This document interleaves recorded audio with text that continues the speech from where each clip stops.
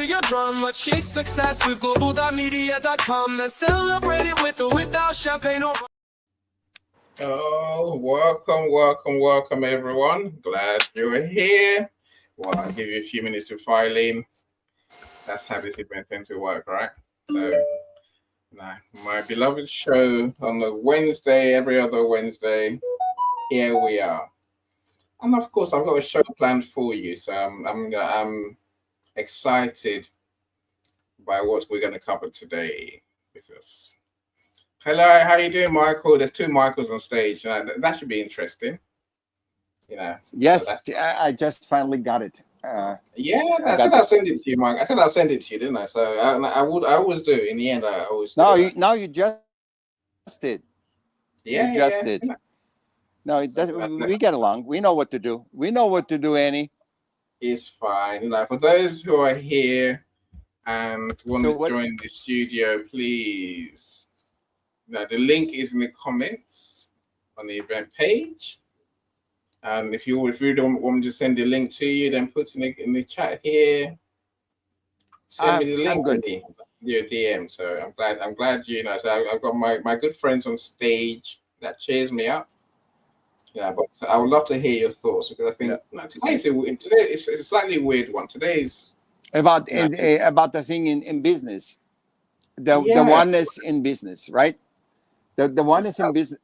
Yeah, the oneness in business works only when you really love and have a passion for. If I come to you and say, Annie, I want to do a business, and you say, I really know that sewage pipes work. They are great business. And I have no relationship to sewage pipes. That wouldn't be a business. It might be a business, but it's only for a short time because I'm sick of sewage pipe business in a year. You know what I mean? So you can't do it with money. You have to have the oneness that reflects you because you do what you love. I do what I love. And we are not rich, but... That's what I was saying to you earlier. Let me set the scene, Michael. Let me set the scene. Because I think we're going to come to this through our conversation, right? Mm-hmm. So definitely, we're going to get here. I know where I'm going with today's conversation. I think, but I guess what I really want people to do is to give us some reality, give us some their reality. Because I think we talk a lot about service in business. Everyone will tell you they give great service, right? And I don't know if I don't believe it. I don't believe it. That's probably what it is, right? It's very rare to get people who are doing what you say, Michael, who really care enough.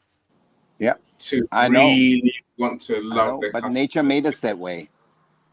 No, I think we are not smart enough to know, and we can learn. We can learn.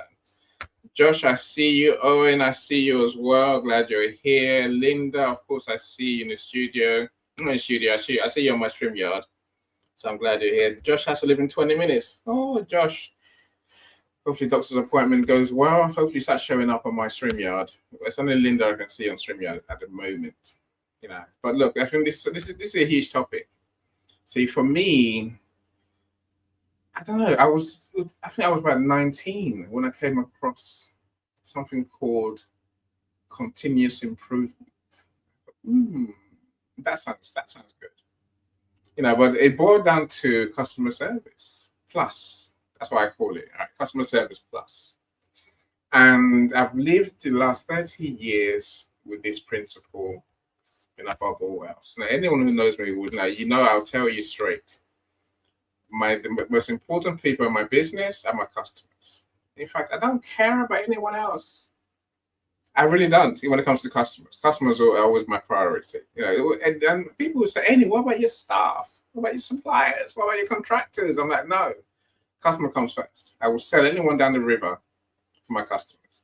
And I've sacked staff on the slightest hint I've got that they're not sharing my passion for my customers. So today I want to discuss how this can be, right? Josh, you've shown up on my StreamYard finally. I'm glad you're here, sir. And hopefully the doctor's appointment goes well. I trust it will. I'm sure we've had worse times, right? But we're still here.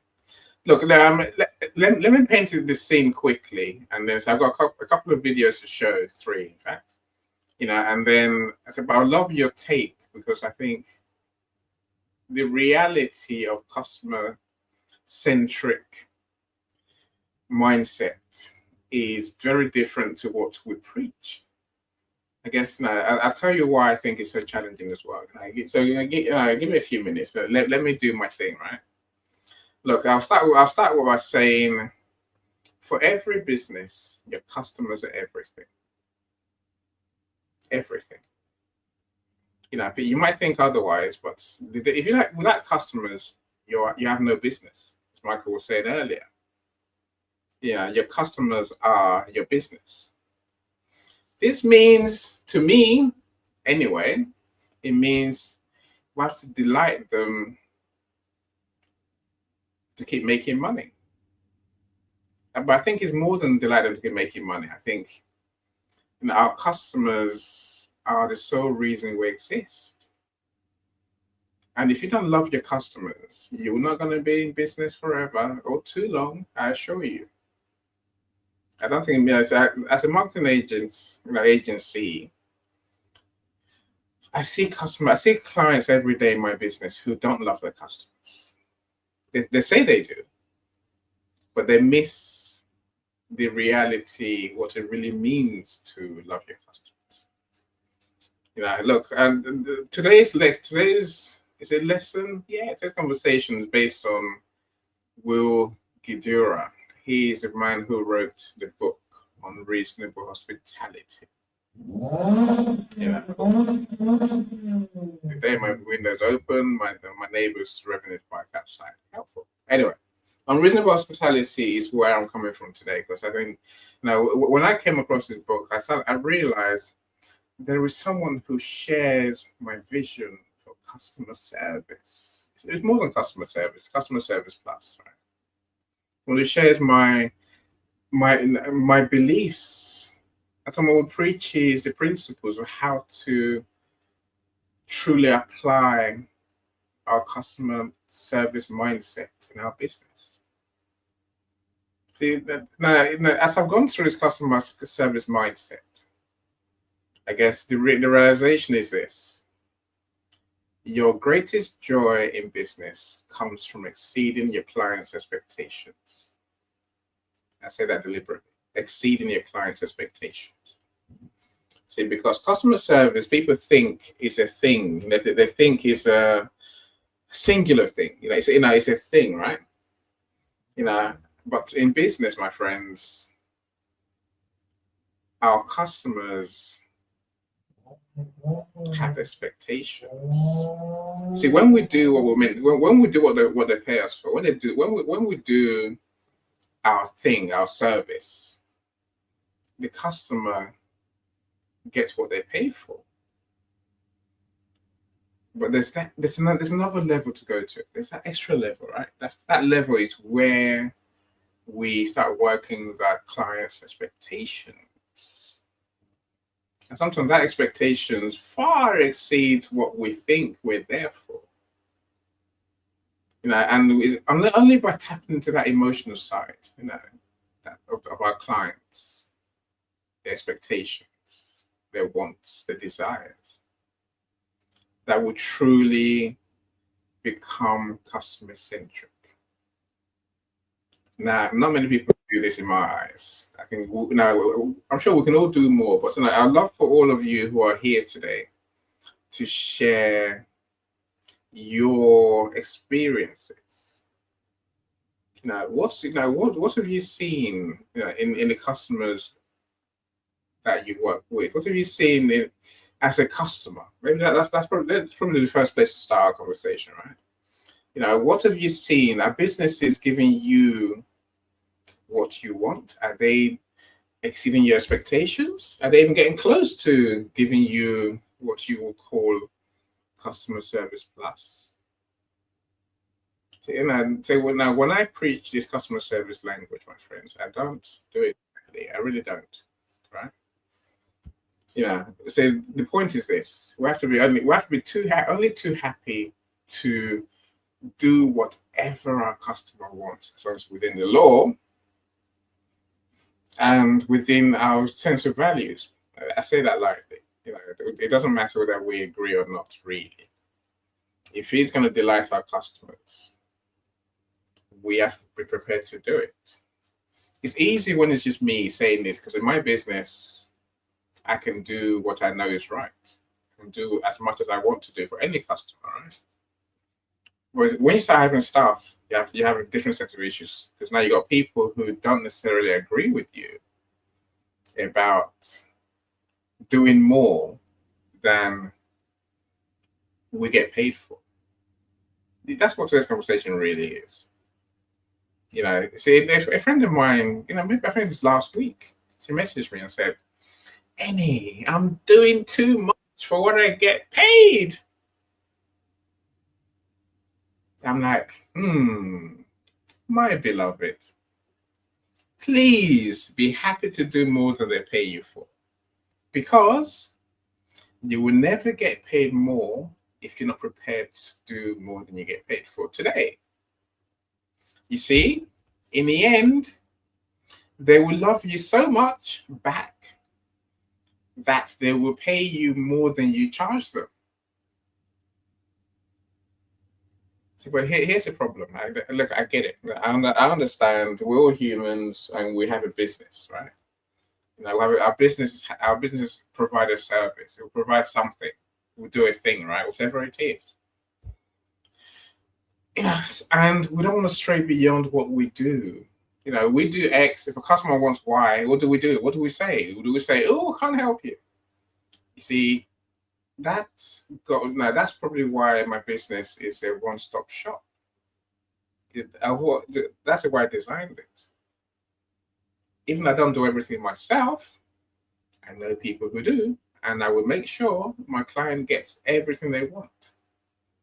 If we really can't do it, I'll refer them to a friend of mine, a trusted partner, maybe even one of my contractors.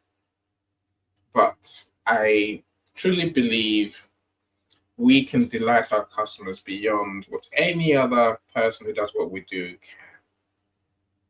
I was on their show earlier. Of course, there's other publishers on LinkedIn, right? I leave them be, because they have their own expertise, they have their own genius. I give them that much, right? We all have, right? But I know, and I can list the way I go above and beyond. Maybe it's not even a list thing. It's more the fact that I'm willing to break those boundaries. Are you? So hold that thought in mind. You provide a service. If someone wants something else, something different, something more, what do you do? That's one of the challenges. The other challenge we have is that every customer we have is different. Every person is different. Their needs, their wants, their expectations are different. How do we cope as a business? And add to this reality that client expectations change over time.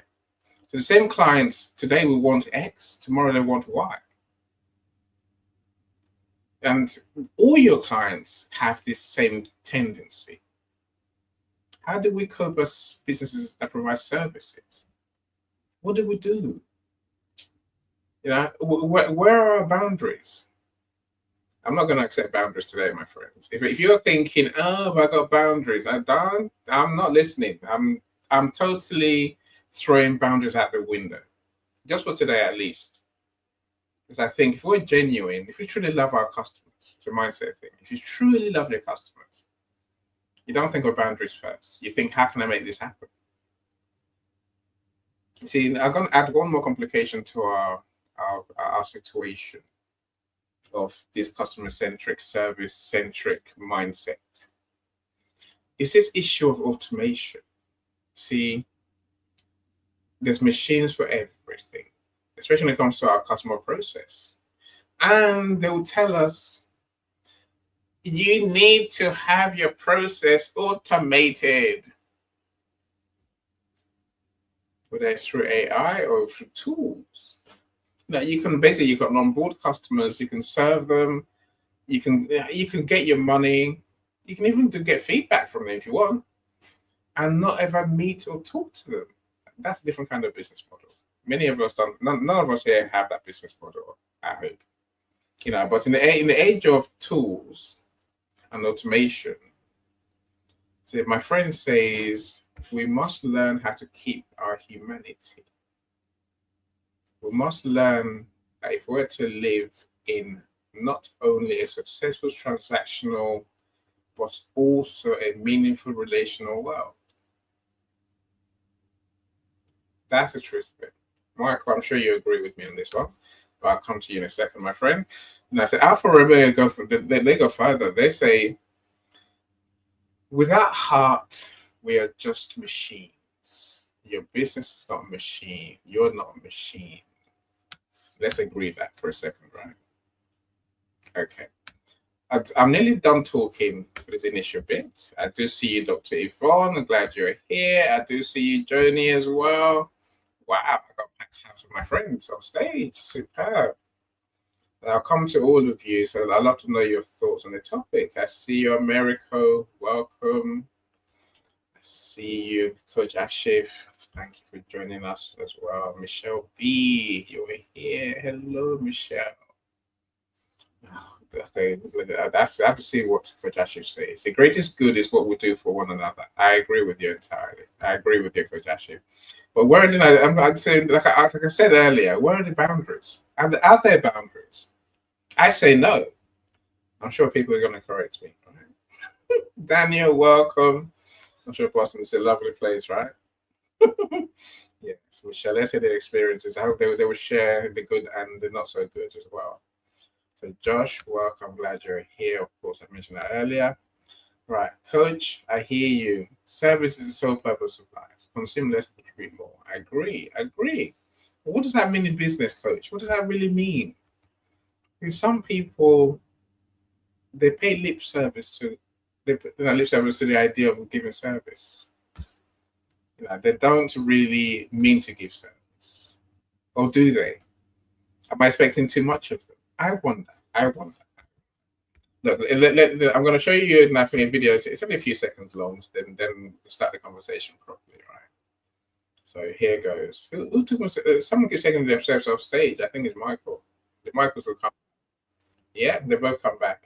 Okay, I'll bring you up in a second, Michaels. So let me show you this quick video, just to make you realize that we are all in the service business. All of us, no matter what you do, whether you are a consultant, whether you're a financial expert, whether you are a doctor, even in the service business. America is a service economy. More than 3/4 of our GDP are service industries. And like when you look at those industries, whether it's financial services, computer services, healthcare, insurance, real estate, retail, everyone that does any of those things does the same thing for a living that I do. We're all in the business of serving other people. And the thesis of the book and everything that Simon and I have been talking about as we worked on it is that when you make the decision to place hospitality at the center of every conversation, it's like taking the entire thing, the scene in The Wizard of Oz where it goes Technicolor. Yeah. That's what it does for you, the people you work with, and everyone you serve. It is the very definition of one decision that increases your bottom line, makes the people you're serving happier, and makes the people that you work with so much more fulfilled with the work. It's funny because I was thinking. Said Will. Look, if you haven't read Unreasonable Hospitality, my friends, go read the book. Seriously, and I think it's a Bible to me. Why didn't I write it? Oh, I'll go for myself in good time. Welcome everyone who's here. If you're here, do drop us a comment. So of course, I'd love to hear your thoughts. I see Superstar Lisa is here as well. Thank you for joining us. Yes, Michelle, no boundaries when it comes to customers of humanity. I agree.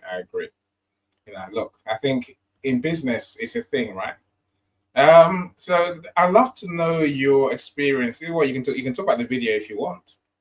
You can talk about the issue if you want. Otherwise, I'd love to know your experiences of great service, amazing service. The fact that you talk about it here tells me that it really was an amazing service you received. So many of us struggle to do just that, right? And I'll give you an example. See, during the pandemic, we could see what was coming in the UK. You know, the government was talking about lockdown. We're like, lockdown. It's not going to happen. It happened. Suddenly, one day, it was like, everything's closed. You can't go out. Shops are closed. And it was that day that my vape machine, vape machine, it broke, stopped working. I was devastated. Dr. Yvonne, don't hate me, Dr. Yvonne. Don't hate me, right? Some of us would rather vape than smoke. That's all I can say, right? Don't hate me. Anyway, but I was so heartbroken. What was I going to do? Was I going to buy cigarettes instead to tide me over? No. You know what I did? I called the shop. I'm like, okay, my vape machine's broken. When can you get me a new one? And the owner said, what's your address? I'll bring it to you now. I'm like, wow, that is so, oh man. That is just, the joy, the pain turned to joy. And the man actually, he brought the vape machine, didn't charge me for it. He's like, there you go. The shop is called Flavor Vapor in Truro, my local town, right? Let me tell you, to this day, I would not buy any vaping thing, whether it's a liquid or whether it's a accessories or when the machines break. I always go there. Always. Now, so we're talking 3 years now, pretty much, right? I've been going to that same shop. So, and a bigger vape shop opened across the road. I looked at them, I was like, what's that? They're like, competition. I'm like, I'm never going to go there. I've never been there. I've never actually been inside. I walked past it. But that kindness that the owner showed sticks with me, and they stick with me forever. So let's start there. Because I would love to know, what. Oh, I just pressed my button. I just pressed a button. Julie, welcome, Julie. It's so great to see you. I'm sure you're in Australia, Julie. Yeah. I thank you for joining us. It must be super early. I don't know. I know you got different time zones, but yours must be super early. But so our First Nation elders are pushing for this for our community up in Australia. It's beautiful and transformational. To position yourself from a position of self-reflection based on you know more than I do. Social entrepreneurship has been a game changer for First Nations people. Thanks for sharing how purpose creates impact from a point of view of service and blessings to. Thank you so much for that amazing comment. This issue is central to everything that we want to be. It's everything that we say we are. I'm wondering who LinkedIn user is. It could be Christiana, it could be someone else. My mouse is playing up. I'm trying to get the person's thoughts on stage, but I can't do that. Okay. Paulette. It's Christiana. Yeah, legend Christiana. Hey. We've got our room tomorrow. Hi. So we'll talk about mother and daughter intergenerational trauma. Okay. Join us. Paulette, now examples of service. Talk to me. Drinking. Yeah, okay. So there's two things here that I always used to teach in training. And that is that you should always under promise and over deliver. And if you work on that as a principle, then your customer will always be happy. If you work on the premise that you're going to over promise and under deliver, then you're always going to have customers that are unhappy. So I believe, and I strongly believe this, that every single customer has a choice. They could go to shop A or they could go to shop B. And what you need to do is keep them coming to shop B in your case, or shop A in your case, whichever the shop was. So you have the loyalty. So you create this thing called loyalty. Loyalty is brand. So if you have loyalty, then that means you've done something right. Or it could mean you have brand, which means your children, your family members or whatever have said, I want this particular shirt or whatever, because they've been affected by the media and the marketing. So I'm Yeah. not going to talk about brand, because brand is something that's different. So Yeah. brand, you can have the worst customer service, but if everybody else in the school is wearing a brand, then you're still going to go buy that brand t-shirt, because that's what your kid wants, even though the customer service is atrocious and they won't take the returns back and whatever and whatever. But if you talk about actual loyalty, which is a different thing entirely, loyalty is where you feel when you walk through that door a sense of belonging, a sense of gratitude, a Yeah. sense of kindness. Dare I use that famous word that I always use? And I guess I'm also going to say that you feel as if you belong. Now, when a shop or a retailer or a manufacturer or a car dealership or whatever create that atmosphere of belonging, you're never going to go anywhere else, Yeah. because your loyalty is been rewarded, and the reward is that you're made to feel so special. Your coffee is there because there's a coffee machine. There's a nice sofa there for you to sit on while you wait for your car to be serviced. There are magazines there for you to read if you want to. You're not harassed to buy the next vehicle. You're just given this feeling of you are rewarded for your time. Thank you for bringing your car to be serviced or whatever. And for that, we're going to reward you with a cup of tea. And you might even get biscuits, depending, right? The point I'm making is, when you talk about the word hospitality, that's an example of hospitality. That's taking a customer service situation where somebody could be bored shitless, excuse my language, waiting for their car to be serviced or whatever. And actually, the good news is, now you've turned that miserable situation into an environment where you're comfortable, you're drinking your coffee, and you're thinking to yourself, thank you. Thank you for this half an hour of me time that I would never get in the day. Do you see what I mean? You've turned it into a situation of gratitude. So we are now grateful to that company for rewarding us with that time. It's not wasted, it's valued. So when you have that, what I call gratitude, that is when they've got the hospitality angle of what that book is all about.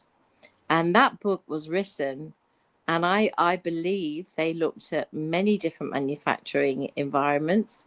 They looked at retail, they looked at hotels, they looked at every kind of environment you can imagine. But it all boils down to, at what point did you suddenly feel valued? At what point did you feel gratitude for your time that you're giving to them? So, for example, when I was not well and somebody reached for a chair and gave me a glass of water, do you know what? I'm never going anywhere else, because just like you and your vape machine, they cared. They showed they cared. So we take that gratitude in a completely different place. It means so much to us personally that nobody could tell you to go to that other shop, even if they were selling the vape stuff for Yeah. 50% less. Agreed? Yeah. Yeah. I Because can't. your loyalty is worth more. Mm. Your gratitude to them, their hospitality to you, went into the scales, and the scales added up, and it all worked out that you were grateful for them, they were grateful for you.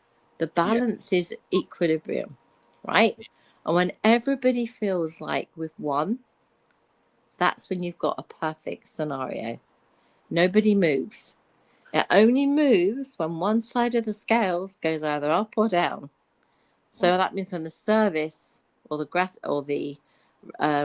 feeling of being grateful for your time, or the feeling that you're not being actually appreciated, or you're being shafted on price or something. Something has to change for that balance to move. So that's what I would say. Always under promise and over deliver, and always think about every opportunity as one where somebody can actually outshine themselves like they did the last time. Yeah, Make sense? I like that. Outshine themselves is what I'm talking about. That's what I'm talking about today. Look, my friends, to get through everyone, we need to be doing 2 minutes or less if we can on our shares, right? So try and think what you're going to share and then put it into 2 minutes. Otherwise, we'll be here all day and we don't be here till 3 in the morning, do we? Now, Paulette, I think you are. What's what I'm looking for? You're being too general. I get what we get what you're saying. I think, right? Above, did not exceed expectations in terms of service, right? But I think there's you are the perfect example of what I'm talking about today. I say that because you are the person who does unreasonable hospitality. I know that. You know that too. But you're far too humble. You're far too shy to say what, how far you go to help people on LinkedIn, especially. Paulette. You don't just sell books. Not by a long way. Now, Paulette, I'll let you say what you want to say rather than me tell them what you do. Michelle, yes, loyalty means we can sell and succeed for sure. Now, Dr. Marcia, our Christian-based coach, I'm glad you're here. I haven't seen your room lately, Dr. Marcia. You're not inviting me or you stopped doing them? But I'm glad you're here. Thanks for joining us. Super author, of course, one of my co-authors in the book. Behind me, Lesson Learned from COVID. Jay, thank you so much for being here. Jay, you're getting that. Jay gets the idea. Jay says, I work at a nature center and I do not think of it in terms of service. It's about hospitality. Service is transactional. I agree. So let's park the we do what we say we do thing. Let's agree. If we don't do what we say we do, we're screwed, right? We haven't got a business. So let's leave that one. Let's assume that we do what we say we do. Dr. Rosanna teaches maths. The students are super happy. I'm saying, I know Joni does a paint business. I'm saying she does that well, right? We have to realize there's another level that our customers expect from us, because they haven't just got that need that they have more needs than we dare to think. Is my point, right? And who's going to meet that need if not you? Now, as Jay says, hospitality is always about how you make your customers feel. How do we make our customers feel special, like Paulette just talked about? I'll come back to you in a few minutes to share how far you go, Paulette, really. If you have a passion, it works. Because if you have a passion, you go also to work when you're sick. With your passion, the passion is the key. If you don't have a passion, you cannot deliver. You cannot welcome people. And also you cannot welcome people that are disturbing to you. When you have a passion, you can detach from it. At least you have a passion and you can go the extra ways. But without the passion, what we talked at the beginning, there's nothing. There's nothing. Everything she just explained was also because they had passion, the service station. But if you don't have the passion, you cannot just say, oh, that's what I have to do. And because you do it automatically. It is not. I said today on another podcast, I said, when you don't have empathy, when you don't have passion for the person, the empathy that you play, the system empathy, is nothing. We are humans. Yeah, look, I agree with you 100%. I was going to ask you, passion for what? And like you say, you have to have passion for the people that you're here to serve, and truly be willing to serve. There's two passions. One passion is what you do, like you like to talk, and we like to talk. But that's one thing. And the other thing is the passion for humans. And humans is the biggest growth that you can have to interact with humans. There's no discourse is the second. After creativity, discourse is the second superpower. Actually, the dialogue, not discourse. And the third is adaptation. So I'm gonna mute you for a second. Okay, you muted yourself. Welcome, April. God, I've been trying to get April on stage for so long, but April, you're here. You cheered me up. Anyway, look, so April, I'll come to you. Please be patient, right? Please be patient. And as I said, my other friends are going to keep their shares short so that we'll get through everyone several times over. Paulette, quickly, please try and paint a picture for what you do. And I know what you do. People here haven't got a clue what you do, I'm sure. I choose not to. I know. But I think that I want people to really understand what it means to go a bit above and beyond. So I give free counseling to people that need it. So when people reach out in trouble, I'm there for them. At the Mental Wellness Cafe, we always offer free counseling and free support. I've got involved with helping people find housing. I've got involved with helping people with various drug issues, helping them with Martha, getting them to accommodation or getting them at least vouchers to hotels. So although I write books and my real passion, to use Michael's word, is educating kids to have belief in themselves. So it's all about children and self-belief. That's my passion. But I can't leave the rest of the human world behind. So I have to be there for them too. So although I'm not actually a registered therapist or counselor in the US, I spend half my life looking after people in the US. But that's fine because the US have taken me into their hearts, and that's what I do. Thank you. Look, Paulette's fed dogs, Paulette's housed dogs, kids. She's housed people. More than anyone will ever realize. Paulette's there at 3 a.m. on the phone to people who come to our events. She doesn't tell anyone these things, but by saying she does so much more. Here's my point. She's an author primarily, maybe a counselor as well. She's actually qualified to be a counselor, right? But she does so much more helping than those things. If someone needs, Paulette would drop everything and go and help them. She took people down from bridges, I swear, from great heights. I'm saying that's the limit she goes to. No, I could wax lyrical about Paulette all day long, right? So my question to you, or to the rest of us on stage, tell me about the great service you've received, the service that truly sticks in your mind. Now, Dr. Yvonne, let me come to you because I always like to hear you share. So. And she's in her car. I'm always in my car, Paulette. That's so good. Right. The lighting is nice. It looks nice there. All right. First of all, I would love to say to Paulette, because I didn't know that you gave over yourself that way.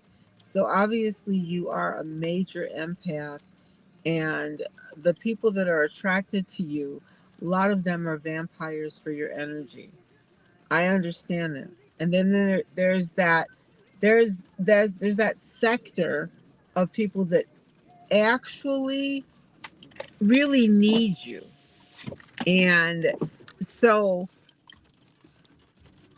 maybe part of what's going on is that you're throwing your pearls in front of swine, because not everybody deserves you.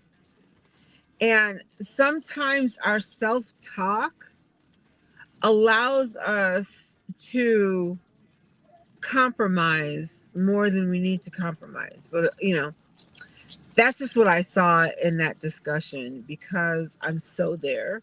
Like, I so know that. But eventually, your self-talk will somewhat change, and know that selectivity is one of the ways that the universe allows us to help the correct people. Now, as far as hospitality and services, what I do. Hospitality to me is someone coming into my space, my personal space, my private space. And me being Caribbean, the first thing we do is offer something to drink and then something to eat. And then, well, no, first thing we offer, because you take your shoes off at the door, are slippers. And, I mean, there's literally a litany of things that we do when we're talking about hospitality. When we're talking about customer service, to me, that's a little bit different. In that customer service to me means servicing my customers. It has little to nothing to do with hospitality as I define it. All right. Everybody has different definitions. So we could be saying the same thing, but it's just how I understand it, So there's no like, oh, she thinks this. No, it could possibly be the same thing. It's just that we have a different viewpoint on words. Word association is really important. So for me, it's customer service. It's the base where clients or customers come, they lay out what it is they need, or sometimes they don't even know what they need. You have to determine that because obviously you're the expert. That's why they're coming to you. Or you have expert qualifications, right? So it's not for me to say, come on in, have a seat. Can I get you coffee? That to me is hospitality, right?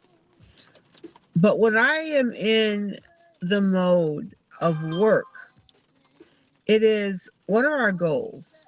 What are my deliverables? What do you need from me? Which is why you're coming to me. And how can I make that happen for you? Comfortability is not really my concern, in that if they come to a space where we're talking, of course I'll say, is there would you like some coffee? Would you like some tea? That's a little hospitality. But customer service is completely a separate entity to me as I define it. I think that, Paulette, you and I might be kind of on the same trajectory, but just at different points. There really does come a time when you have to understand what your value is, and that every single time you stop whatever it is you're doing dead in your tracks, because I can actually see it. I can visualize you getting a phone call and you saying, oh my God, they're in dire need. Let me self-sabotage so I can help this person. That's beautiful. That's wonderful. But what about you? Customer service is one thing. Hospitality is something that goes before you when you actually welcome someone into your personal space. So no, I don't give hospitality to clients. I give customer service. I want them to come back. You see, repeat customers are your bread and butter, right? Because the thing about repeat customers or clients is they recommend you. They say, hey, you need this, you need that, you need this. This is who you call, right? And you want to make sure you're on top of your customer service for your business, because you want your business to survive. So my take is just a little bit different. And like I said, it could be semantics. But I think they're separate and apart as far as entities. Customer service is business related. Any and everything you have to do with your business. Hospitality,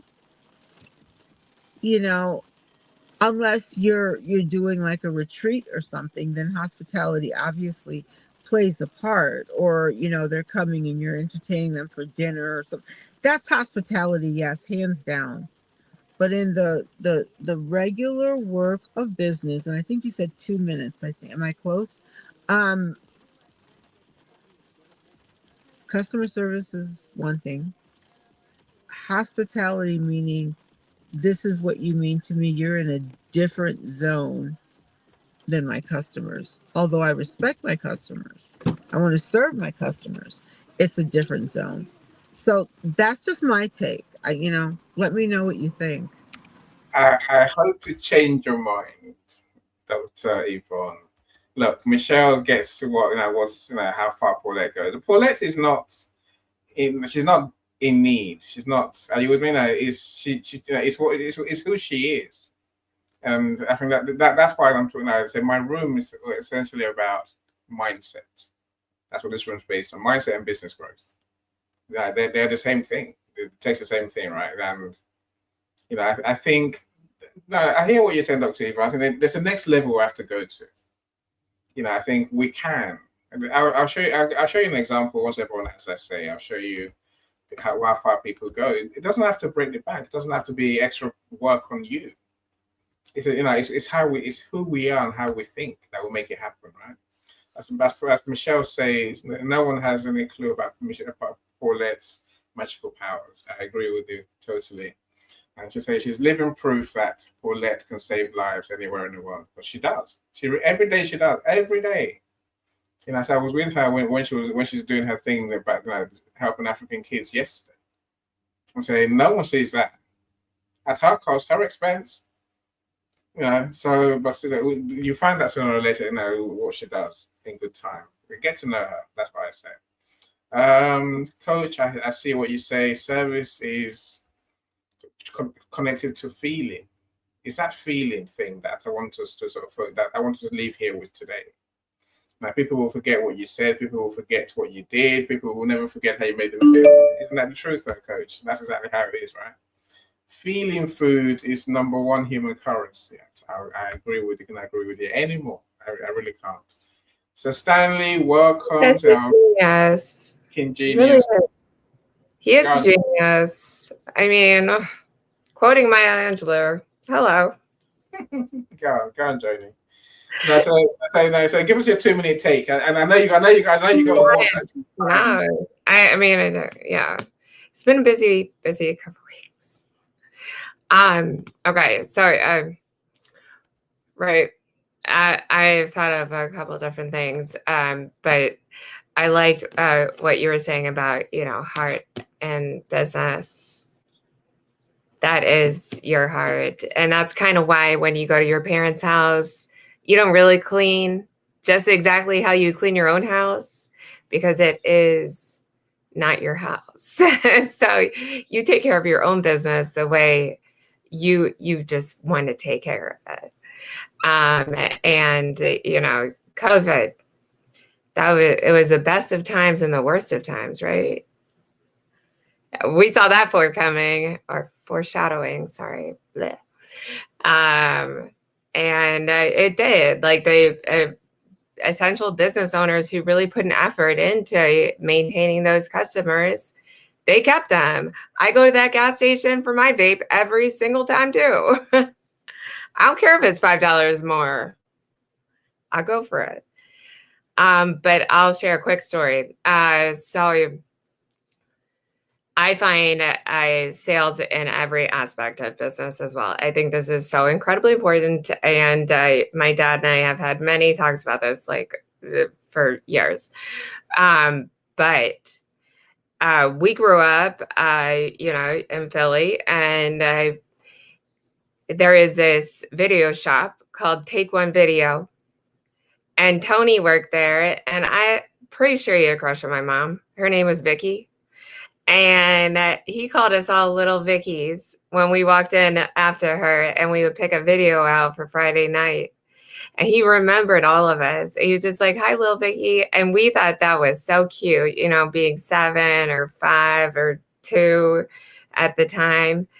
And we did not go to that Blockbuster that opened down the street, because we wanted to go to Take One Video and see Tony with his huge stash, and here is called Little Vicky. And he would always put aside a copy of whatever movie that we wanted for the next week, because we'd rent one movie a week. And he was the epitome of having a little town business and really putting the effort into it. And so, gosh, at 43, I'm remembering that. And so it doesn't matter what business you are in. If you really take into consideration how important it is to just take a smidge of time out of your day to make people feel special, make people feel remembered, part of this little community, it will go a long way. It'll hit you back. I mean, I remember Tony. I don't know what he's up to now, but hit it back. All right, I'll let April or. I love that story. I just want to just chime in. I love that story. I mean, I love that. Yes, I understand that. Little Becky. I think the thing you said that got me is that little town mentality, little town business mentality. Yeah, I think many of us think we think big and we're too busy. We've got to-do lists that run that will never complete, right? I get it. I'm sure we'll get it, right? But I think we need to take the time to do it, that you say, make people feel seen, feel heard, feel loved.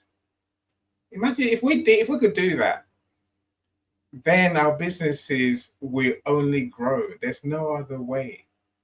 We can't lose, because people will do exactly what you and I do, Joni. Loyalty is everything in business. So businesses that make money don't make money by having new clients every day. They make money by having people come back to them whenever they need. And little towns exist everywhere. All these little neighborhoods in Philly or Chicago or London or wherever. You have a little neighborhood, support that little store that makes you feel at home. Yeah. And don't you think that we're going back to the small businesses now more than ever? Because I think it's becoming too hard.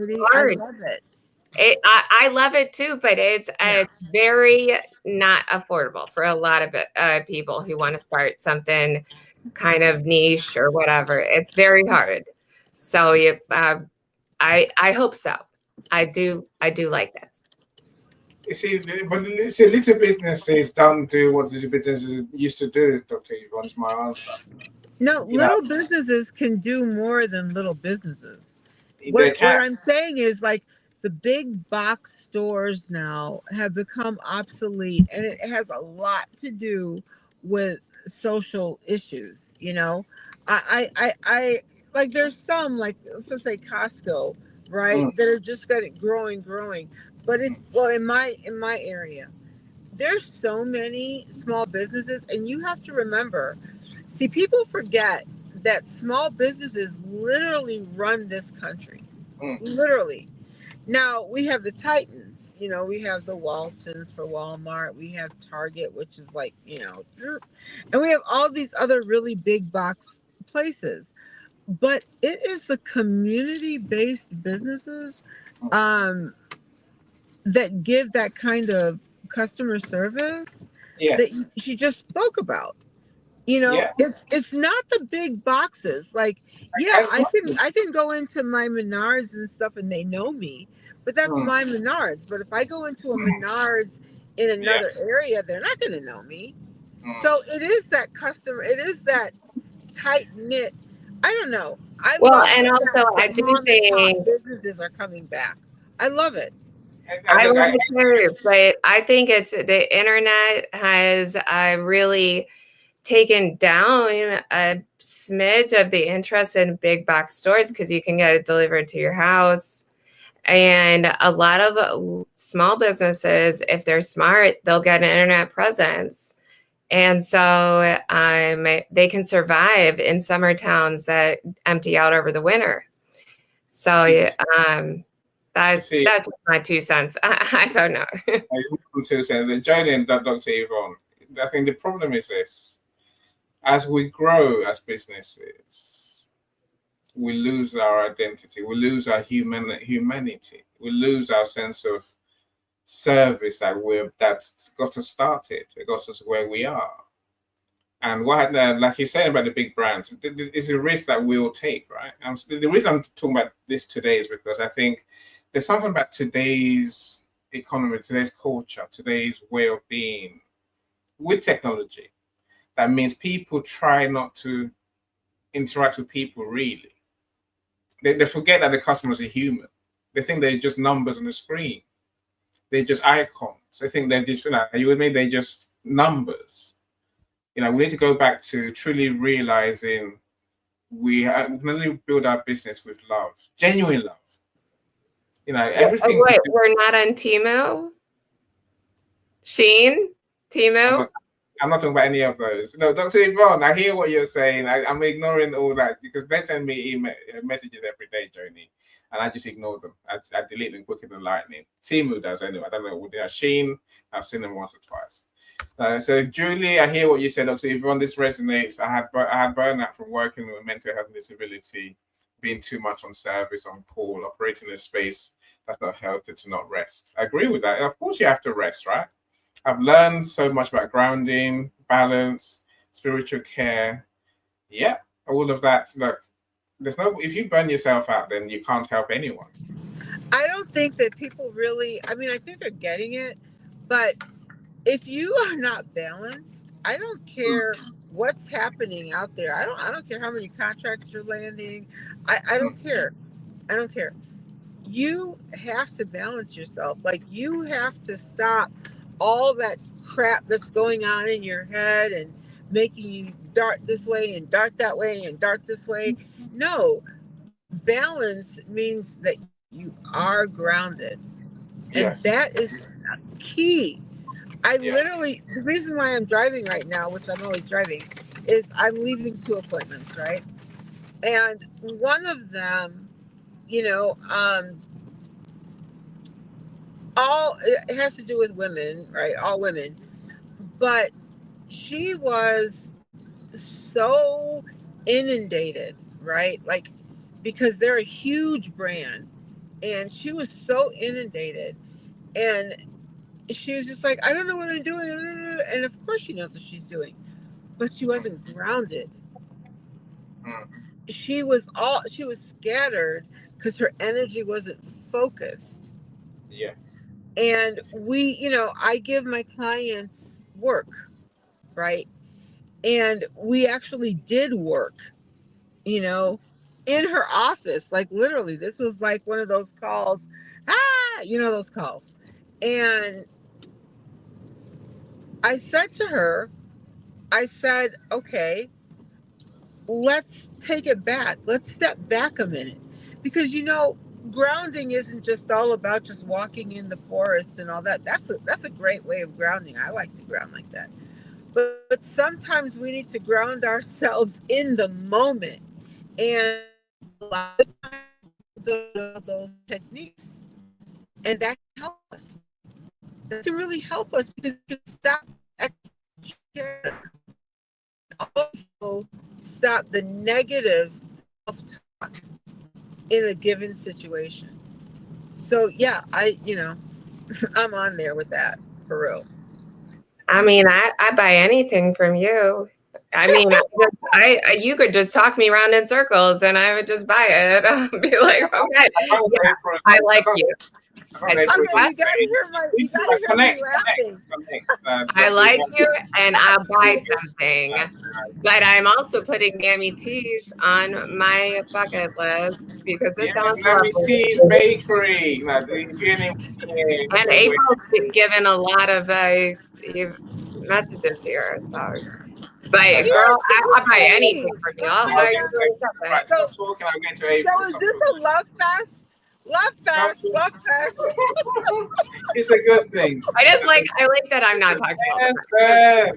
April says, Grace says, my business is Mammy T's Bakery and stuff. A small cafe in a small town, Georgia, in a small southern Georgian town located in the US.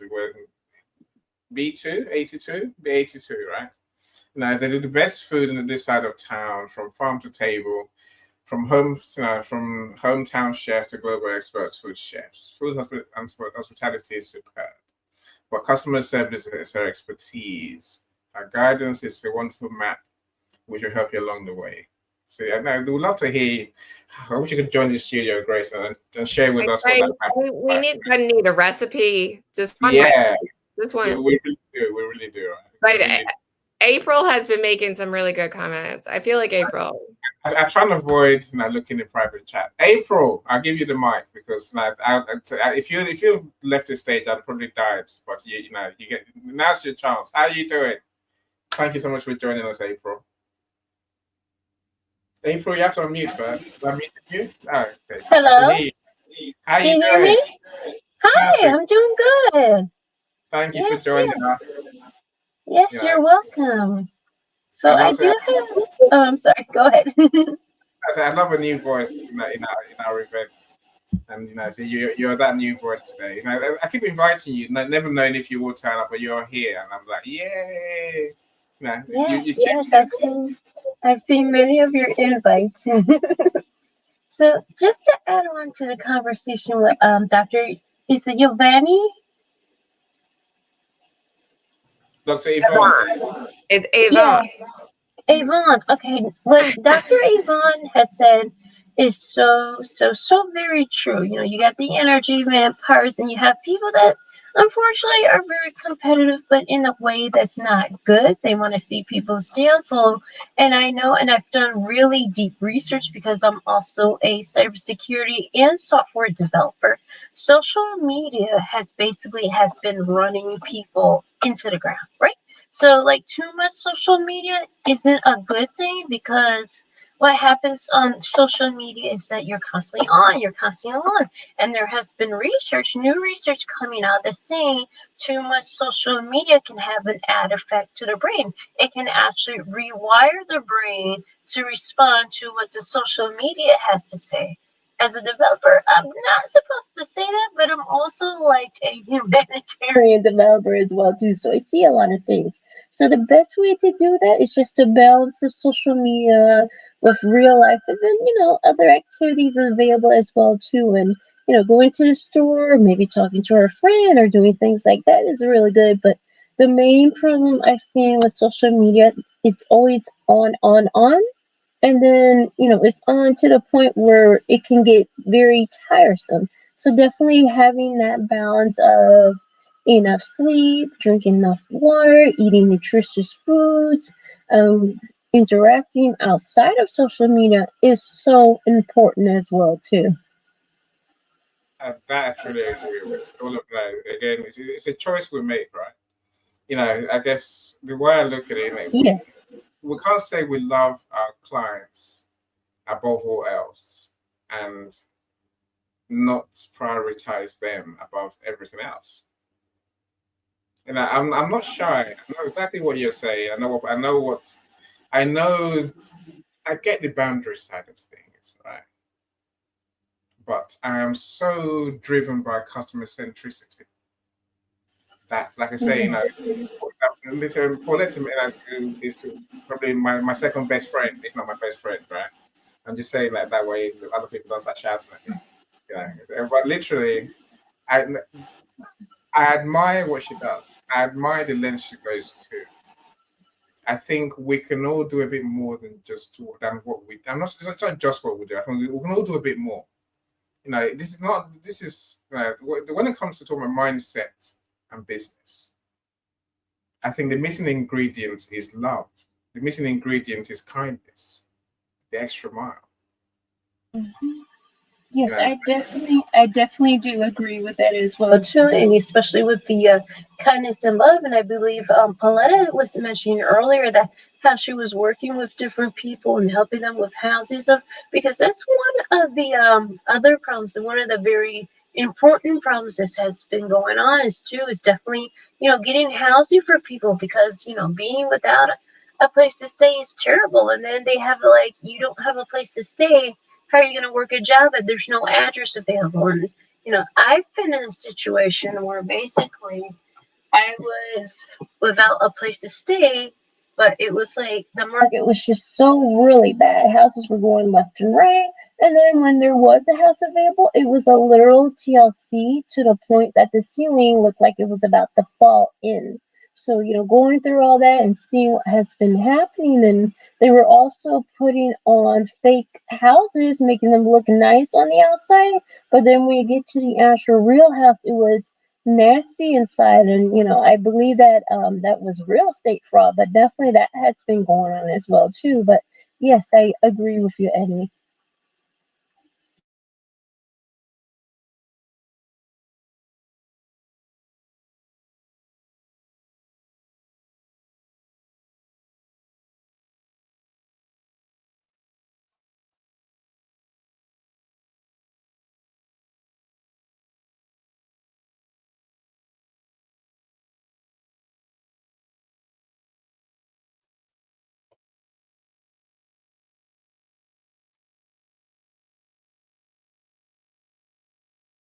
By the way, quick piece of advice. I'm At a mute. certain point, look at your business and interrogate every single touch point between you and your customer. I guarantee you there's a bunch that you have yet to actually pause for long enough to consider. And if you can identify all of them and make each one a little bit more awesome, the impact and the experience as a whole is transformational. Madison Park, but then a woman jumped in and said, yeah, but you know what? We never had a hot dog from one of the street carts. You know those light bulb moments in a cartoon where the character has a really good idea? I walked as calmly as I could back to the kitchen. I dropped off the plates and then literally ran outside of the hot dog cart, bought a hot dog, ran back inside. Then came the hard part, was convincing my chef to serve it.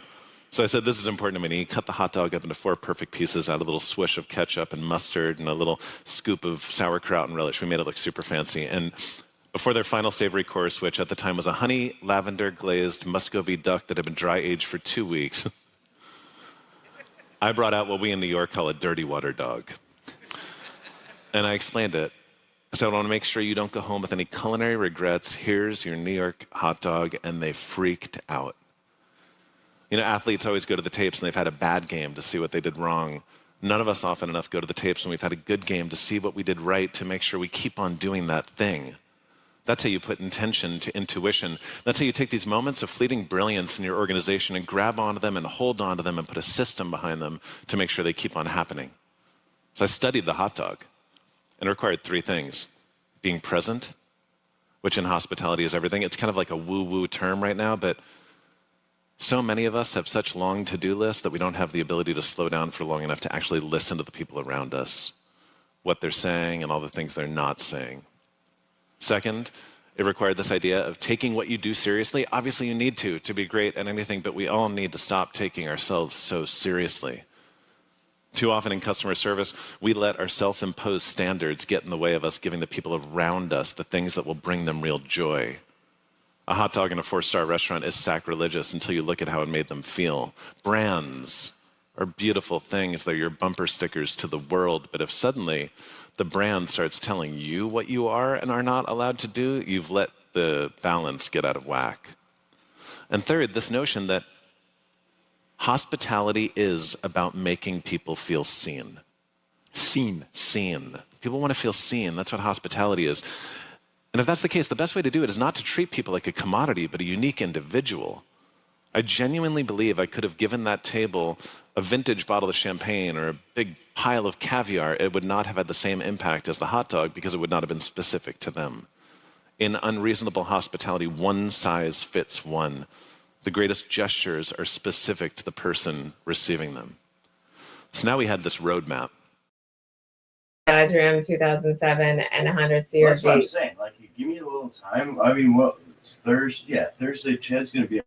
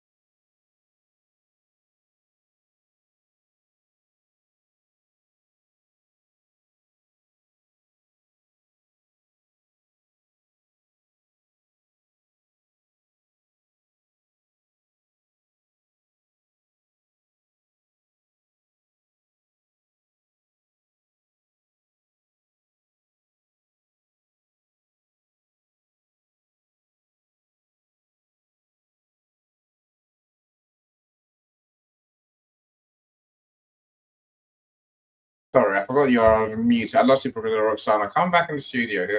You are still here, but obviously you couldn't hear me, right? Look, Will said many good things, my friends. So, I think he proves that we don't have to go and burn ourselves out to be that person, that business that goes above and beyond to our customers. I say, the story essentially is, I say, some posh customers came to this posh restaurant, I think it's one of the top 50 restaurants in the US. They had great food, of course they did. But they were lamenting that they didn't get a chance to try a hot dog from a hot dog cart on the street. Cheap food. Nasty water dog is what they call it in the posh restaurant business, right? I'm saying literally, he put it up on himself to go and buy them a hot dog and have it dressed up. Yeah, it didn't cost him any more money. Maybe if you, I don't know how much hot dogs cost in the US. I'm sure it's not tens of dollars or pounds, right? Yeah, but it's more, it's the one size fits one mentality that I want us to leave here with today. It comes from listening to our customers. It comes from hearing what they really I know most of the people on stage. I know all of you on stage, to be fair. I know April, I don't really know well, right? I know many people in the audience. And with that, my focus is always, what can I do to help you?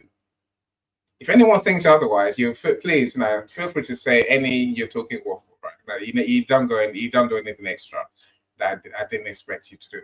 But literally, you all know there's nothing I wouldn't do because you are, maybe you're my family. That's the truth of it, right? But it's not extra pressure on me because I want to be that person that goes the extra mile for everyone. Especially for you. Because when you make your customers feel that they are truly appreciated, it's much like what let's say right at the beginning, right? What made them feel special? Our business transforms. Anything less, we're leaving our business to chance. This is the truth of it, right? Unreasonable hospitality. What does being unreasonable and hospitable in your business really mean? How far would you go for your clients? I ask you again. Julie, thank you for joining us. You said our team have arrived. So we always love to listen to how leaders. Hopefully you're going to join us on stage one day, Julie, and add to the conversation because you're one of those leaders that we have here for sure, right? Annie. Yes. So in London, do you guys have services that pick up your laundry and do it for you? You could just leave it on the doorstep and they bring it back. It's not routine, but I'm sure there's people who do it, and they're called, are they laundries? I'm sure they are, right? I mean, we have so many apps for it here in the States. You can, I use Poplin. It's awesome, but it's just like a DoorDash thing, but for laundry. They pick it up, take it back. But some people really go the extra effort, and they'll put your undies with a pink bow around it. Yeah, you're right. We have that here. I'm okay, girl, I'm favoriting you. You're right. That's Yvonne. I'm not sure we have that in the UK. If we did have them, they won't put any ribbons around anything, right? They really throw it back to you in a black bag. Everything can be done just right from your house. You see, now look, here's a secret that not many know, but I tell the story why. See, there was a day I was just a marketer, right? Social media, websites, blah blah blah, that sort of stuff. And then I got myself into doing bestsellers, right? And so I could do bestsellers for anyone. And a client came to me and said, "Oh, I want to be a bestseller." I'm like, "Okay, now I can do that. Of course I can. Where's your book?" You know what she said? Come on. Get. Oh, it's I will. here, but I haven't published it yet.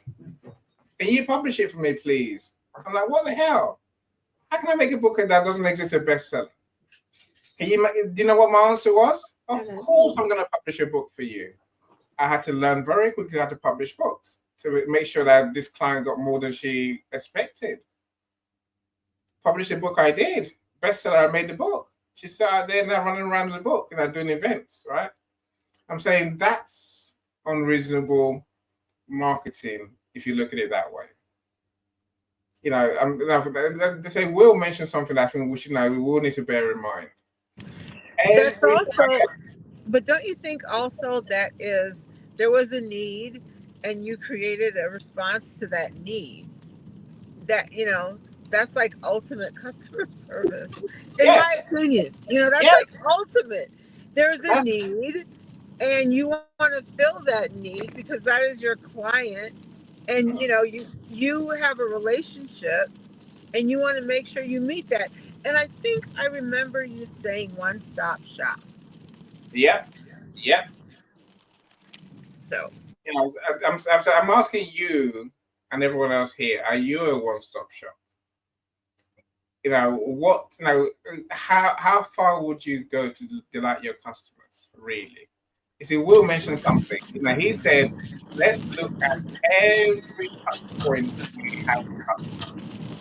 Every time we touch people in our business, ask ourselves, how can I make this a wow moment? Well, so everything I do when I choose a client or when the client chooses me or both, because, it's kind of like going to a doctor. You don't just go to a doctor. I mean, you interview that doctor because they're taking care of your health. And if you're a mom like I am, I interview the hell out of them and then I look at their practice to see, malpractice, complaints, that before I even expose them to my children, right? So I take the same meticulous approach to my clients. When I say I'm representing you, and you got to remember, I have 15 years of toxic tort litigation. So for me, a client's privilege is everything. I carry that on in my personal life as well. But what will I do for a client? Any and everything that is legal that will not compromise my status or compromise my morals or my culture. I will make sure my client is satisfied. Now, if it's something that I know is just impossible, I'm upfront with them. I'm not going to run them around. I'm going to say, dude, I don't think this is possible, but here's a solution.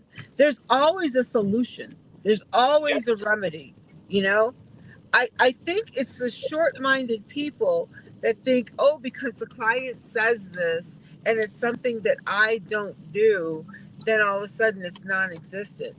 But I believe in what you believe, Emmy, and that is one-stop shop. So I'm holistic. Yay! I mean, because what sense does it make? You come to me to incorporate you, then you go to somebody else to set up, your POS. Then you go to somebody else, to do your build out. Then you go to another person to negotiate your commercial lease. Then you go to somebody else to sit here and do your rollout and your soft launch and your hard launch. Well, why? See, meanwhile, that is the whole idea. You Yvonne for herbs and herbal remedies. That's the way forward. This is what I'm talking about. Saying being willing to do more than we get paid for is how you build a business. You've got to do more than what you get paid for, but you got to do it with the right people. Yeah. I could agree with you. With the Vampires. Right, you see, but some people, Dr. Yvonne, are not customers yet. But they will be if you truly delight them, right? If you amaze them, if you go the extra mile for them, then they become your best customers ever. That's what I've learned in business. And I'm hoping it's your son next to you, and hearing some people just waffle on. He's like, oh well, So you guys realize I'm a mom, and that's my biggest accomplishment in the world. I don't care, but this is my baby. This is my youngest one. Hello. Ignore us. Ignore us. Oh my goodness. Bro, you're like, Ma, shut it up. I'm gonna try. He got his iPhone, Thinking, kill me whatever. now. He got He's like, AirPods in anyways. He's like, I'm not listening to you. they die. I don't care. I'm like so blessed. You know, I wasn't supposed to be able to have children, and the universe gave me 3. This is the biggest accomplishment of my entire life. I love being a mom. I love everything that goes along with giving them a good home. I love feeding them the right way and making sure they're healthy. I love being there when they need to talk to me. And when they can't talk to me, then I want to make sure there's somebody that's an adult or, you know, a peer that has trustworthy information. But my whole life, like literally, I love being a mom. And I just It sounds like she needs to start a small business because she has some helpers. I tell my clients about that too. You know, you get like a really good discount in taxes. I think so. And wait, is Dr. Vivian and Michael still there? That's Roxana. So let's hear from you. Sean, I do see you. Welcome, sir. I'm sure I sent you a link to join the studio, Sean. If I didn't, my bad. The link is in the comments if you want to join us. And Coach Ashif, I see what you say. Joni, noticing is the start of a great service and care. And this is what it comes down to, Coach Ashif. It's exactly it. I think we need to become the people who do notice our clients, who do love them for being people. And then everything else flows from that. This unreasonable hospitality flows from that. You know, service mentality can't exist if we don't really love our clients. If we love them, you know, within conditions, within boundaries, we can't. You know, that doesn't work. You know, saying what? No, that's. So Yvonne's saying what she would do for her kids. There's nothing she wouldn't do. I'm saying. And Ashif is one of my favorite commenters. Yeah. I mean, I wish you'd join the studio and share. Dial that number up right now, Ashif. Dr. Roxana, talk to us. Then I'll come to you, Michael. Dr. Roxana, you've heard a lot so far, I'm sure, right? Yes, I had a lot. It was good watching and listening to you, though. You are teaching me. Thank you.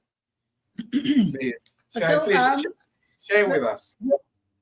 Yes, you are asking being your authentic self in business, right? Mm-hmm. There are so many ways you can be your authentic self in business. The first one is actually know yourself. Know yourself. Take the time to reflect on who you are, your strengths and weaknesses, your values. So everyone in business needs to know themselves. It's not just about the money, but make sure that you know who you are before you get to be with your customers. Be transparent. Being transparent means just be who you say you are going to be. Just be transparent. Be who you say you're going to be. Just not what you promised. So when you promise something, be that. Okay, so be transparent is one of them. Another one is stay true to your values. If you say whatever you call yourself, you want to stay true to those values. And I had all that, Paulette. By the way, Paulette, welcome back. I haven't seen you in a while, and I bet you haven't seen me too. Welcome back. We appreciate you. And each and every one of you, I just want to say welcome back. stay true to yourself is one more way you want to be. If you say you're a businessman or woman, and then stay true to yourself. Embrace vulnerability, which means you can just share who you are. Don't overshare, though. You don't have to overshare, but make sure you explain. Don't be afraid to say who you are. That's what I'm trying to say. Don't be afraid to say who you are and what is going on. Seek feedback. Encourage constructive feedback from your customers, from your clients. It's actually good that they give you feedback. You can use customer feedback to post it in your business. Those feedback can actually help you get more customers. So seek feedback from your customers. Okay, build genuine relationship. Yeah. I mean, when you build a genuine relationship with people that trust you, they trust you more. And people actually buy you, not what you're selling. Yeah. So that's why we need to, people buy you. They come to buy you, not just what you're selling. That is why you have to have a genuine relationship between you and the customers, your clients. Yeah. Because why did they just leave everybody? You're not the only one maybe selling that or being a publisher. So why is it that everybody left everybody that's a publisher and they came to you?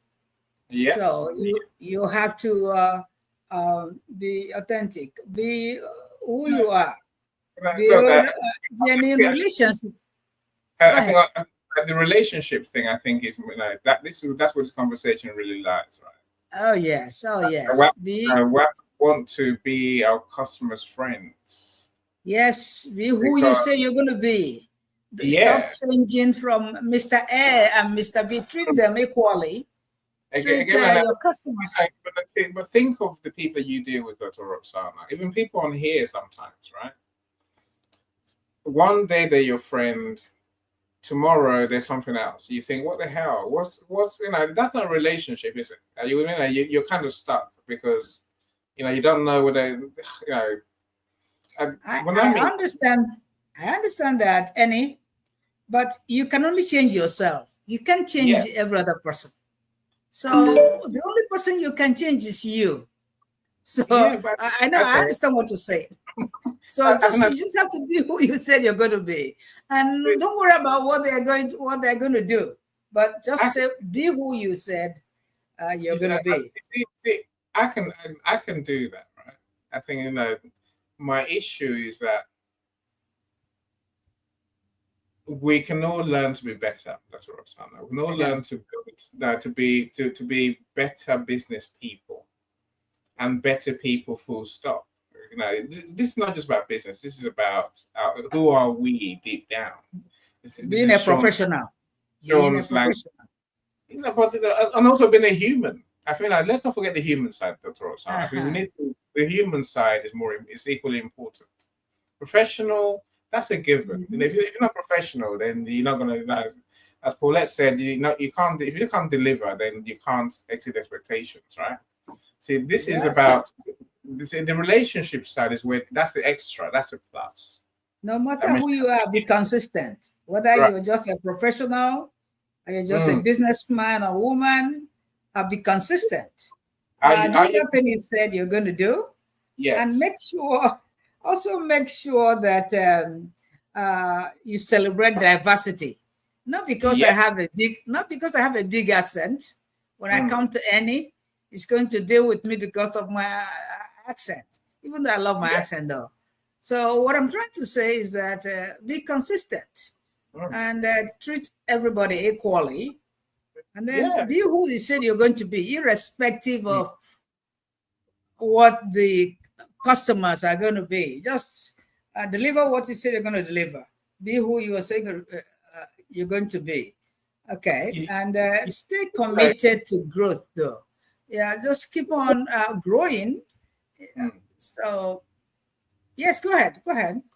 I think that's what the conversation today is. And it's relationships and be willing to grow. I think we can all be better. I truly Yes. believe we can all be more caring, more Paulettes, as I always say in my language, right? Look, I think Coach Ashif, I think again, now you capture exactly what I'm trying to say. Pure goodness is what we're talking. That's what growth really looks like, Dr. Roxana, right? I'm sure we agree, right? Pure Mm-hmm. goodness is naturally rewarded by the universe. Like when we Yeah. have common purpose, what goes around comes around, karma, in other words, right? I think Yes. we have to be willing to serve for people to trust us, like you've all said. And I think this is not a theory. This is a who are you deep down conversation. Where can we grow? Where can we get better? What can we do more of, right? So I think the first thing is knowing, and then from there, I think we have to open our minds and be willing to be unreasonably kind and loving to our customers. I don't say those words lightly. You have to be truly, unless you're willing to be unreasonable, like you said, Dr. Roxana, why would someone come to you when they can choose someone else? No reason. It comes down to that relationship and how we develop ourselves. This room is about becoming better people. Shawn Michaels' service is about becoming a better person deep down. So when he talks like that, I'm like, I get it, Shawn. I get it. I understand. His conversation is all about who are you really, and I think that's where business really starts. A lot of people don't think that way, especially in this day and age. They think of themselves, they think of technology, they think of money, they think of everything else apart from their customers. They just don't. They don't love their customers. Michael, let me come to you because you've been quiet for way too long, as always, right? Michael, are you there? Yes, yes, I am here. What do Can you hear you? me? Yeah, perfectly. It's a good loudness as well. So where do you want to join the conversation? Do you want to join? So, do you want to share experiences that are memorable from business or service providers, or do you want to share nightmares, or do you want to pick up somewhere else? I'll do the best I can, wherever. Feel free. Um, Firstly, I guess hello to everybody that's on the panel, all the panelists. I do know quite a few of you, except probably one person. But everybody else, I genuinely do know you and appreciate what you've come and said and what you've attached to this conversation, the value that you've added to it as well. And I hope you continue to do so even after I speak, because I'm very interested in what you have to say. Treating others the way you like to treat yourself. It's a very spiritual and a very important role that you play in not only elevating yourself but also elevating others. Because as you treat others as you treat yourself, you in turn give them permission to treat you the same way and allow them to treat you the same way. Because when you turn that key on, they love it's like an attraction. They love to be able to do that with you because it makes them feel good. And then, it makes you feel good. So why not just simply pursue that in all in all genuineness, in everything that you do, and in everything that you don't do as well. Yeah. As Dr. Yvonne has alluded, that is also an important aspect of living within this universe, because that encompasses love in all reality. You will actually be pursuing that, and you'll be given it and you'll be getting it. And ultimately, you'll be a lot happier with yourself as a result. As you can see, Annie is a very, very happy person because he pursues that. I do. Yeah.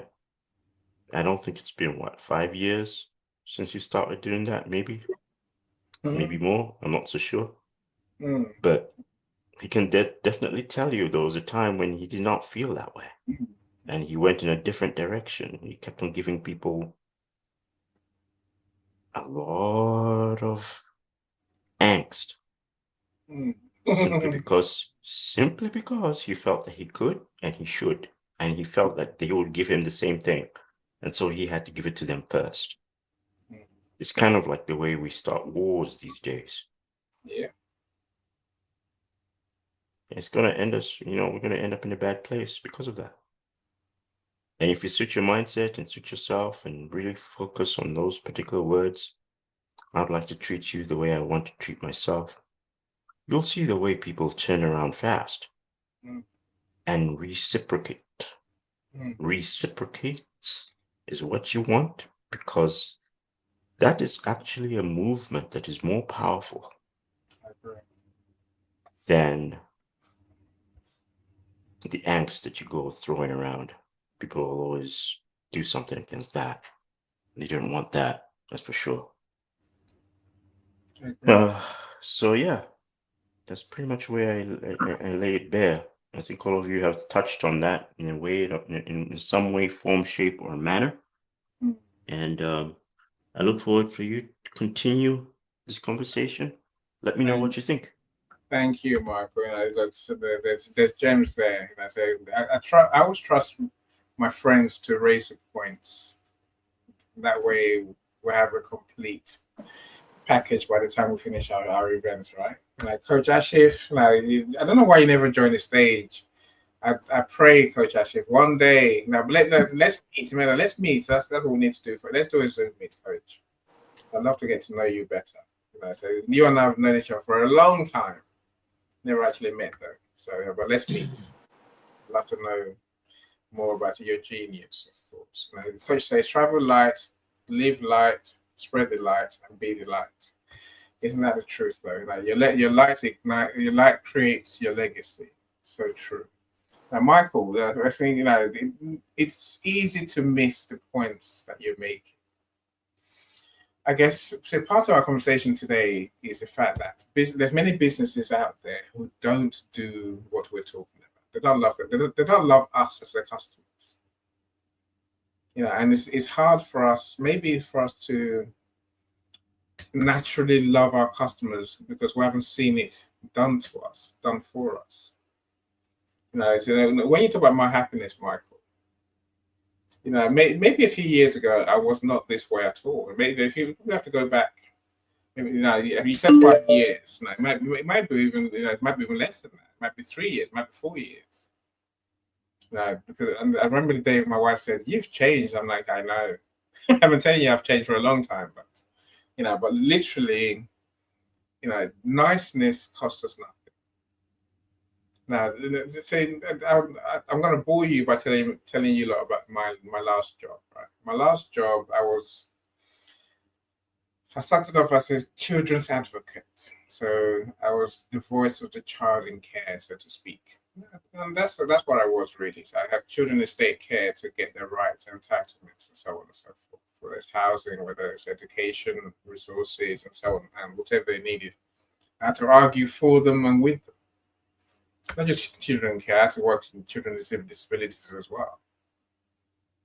See, in that job, I think I almost got fired once. I'm like, what have I done wrong? See, here's what happened. Which I think it wraps up everything that we talked about today. See, I treated every child as an individual. This thing, one size fits one, as a way to deliver your business and your service. It means something, Michael. To me, it does anyway. See, for every child I worked with, of course, I was going to argue about what they wanted, what they needed. See, there came these kids that the system said, no, Now, the one in particular that I got in trouble for, as the discipline, I was furious. That's when I decided I was going to leave in the end. That's what my seeds of I'm not going to stay here forever thing came into my mind, right? So this young lady, she got an accommodation. So we managed to get her a bed sit. So bed sit, a place to stay and to build a base from. So anyone, I got her a place. Yeah, she's happy. I'm happy. Everyone's happy. So I'm like, okay, have you got what you need? What do you need? I hear you ask. What do kids need when they move into an accommodation? Think about it, right? See, a few years before, I worked to create what we call an essential items list. The things that every kid needs. The reason I can say all this is because I was that kid myself. I was that kid who was put in a bed sit. Moved out the same day, and that was there's your keys, there's your bed sit, there's your room. Bye. We'll see you tomorrow. Anyway, so this girl, I think she had some barely money for food. There was a bed was ordered. Okay. Do you have a television? No. I went ballistic. I went crazy. I'm like, how dare you move a kid into an accommodation without a TV? Like, it's only a TV, it's not important. I'm like, you don't know how important it is. You clearly don't. I was so annoyed. I took this kid to the shop. I bought her a TV with my own money. And they're like, Annie, you can't buy a TV for a kid. I'm like, I just did. Wow. If you're going to do that for every kid, then you're going to put yourself in a situation where you might be crossing boundaries. I'm like, I bought her a TV. What's your problem? When we fell out big time, me and my funders fell out big time because I refused to have this kid without a TV. Some might say, any TV is not that important, but to me, like I say, I know what it's like to be in a basic land without TV. What's I meant to do? Stare at the wall? No.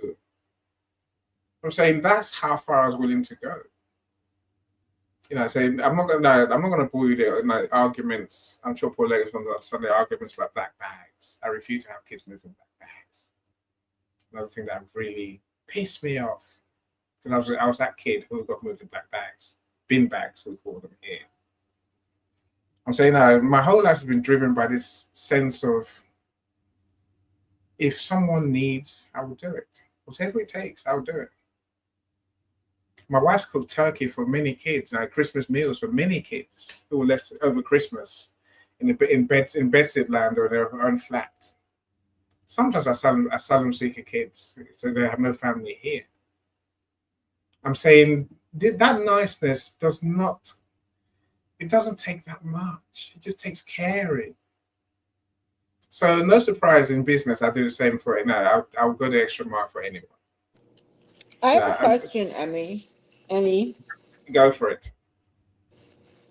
What's your why? Legacy, maybe. Joy.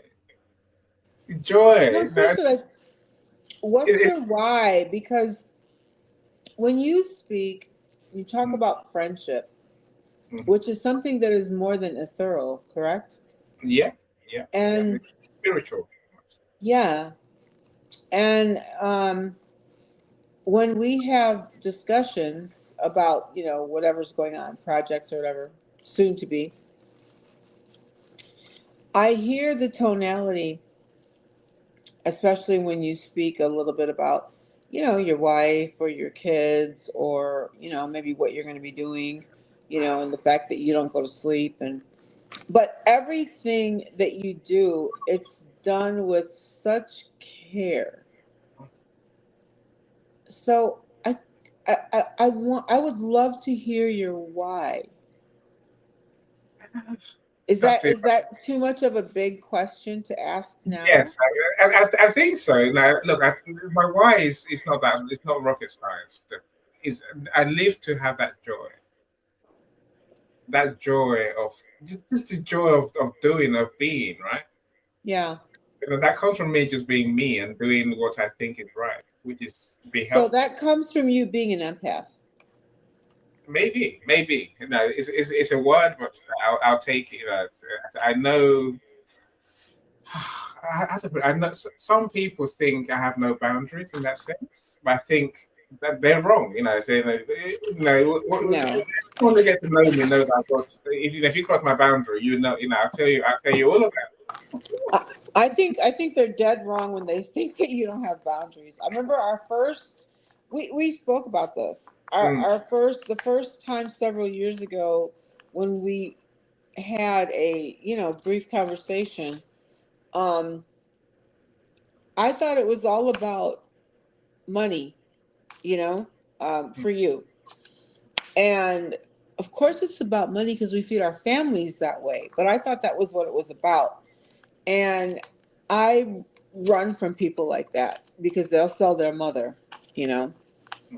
Um, but I didn't give up on listening to the broadcasts and everything that you were doing and looking at the things you were publishing. I mean, sometimes you have to stand in the background because you're not always right. And that's why you're not supposed to sit in judgment of anyone. You have to understand, right? But what I see about you is that you are really an empath and you really genuinely want to see people do well along with yourself. Yeah. And I think that if it's not something that is reciprocal, I think that from the first time I met you several years ago to now, I think you are more aware of the reciprocity, even though you lead with your heart. Does that make sense? Yeah, for sure. Well, I'm more aware of misalignment, incongruence, and I guess part of my wish, my hope is that the world becomes more like us, a kind of place. Like I say, when I say more for less, hopefully you know what I mean now. That's a thing to me, right? Kind of place where we do, we are deep down, we are just better people. We're nicer people. We're loving people. We're kind people. Not because it's a thing to do, not because it's something, for any reason other than it's who we really are.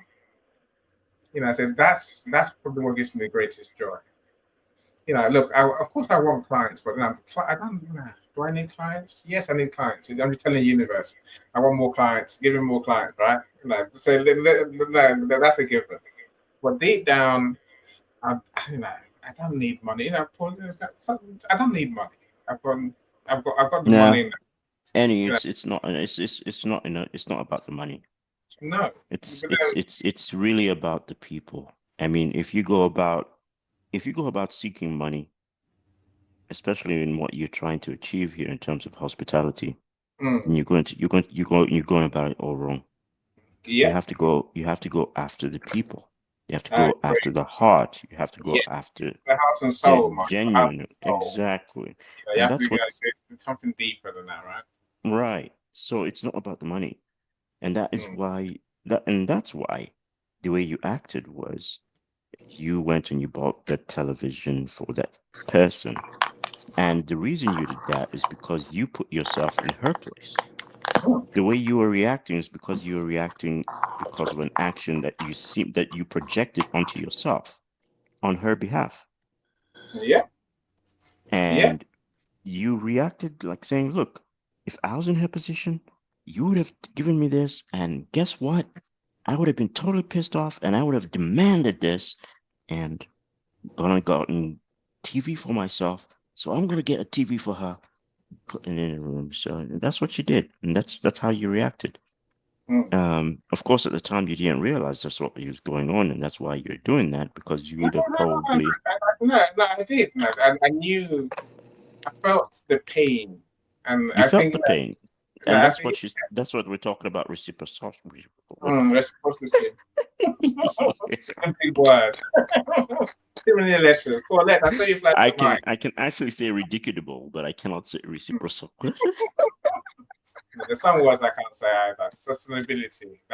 I That's get one. tongue tied. Yeah. Anyway, but that's yeah. So That's where we fall. And I do believe that that's also another thing you got to keep in mind is that it's not about the money. It's about people. Go Yeah, after the people, not the money. And so if you're unable to make the match, if you're unable to do that, then maybe you should be doing something else I agree. I that agree. allows you to go after the people as opposed to going after the money. Or But and I that way agree. you get that. I sort of agree with Michael, but here's the one thing that people, that are in our positions, and I feel like most of the people on this call, um, are they have some sense of being empathetic. They have some sense of doing the right thing, from what I'm hearing. But remember that money at different levels. We talked about that before. I don't have to go through that. I don't know if everyone was here when I said that, but we have to feed our families. We have to sustain ourselves. And money is not a god. Like you don't, you never chase, right? But fact is fact. Money is energy. That energy allows you to live and be productive in a certain way.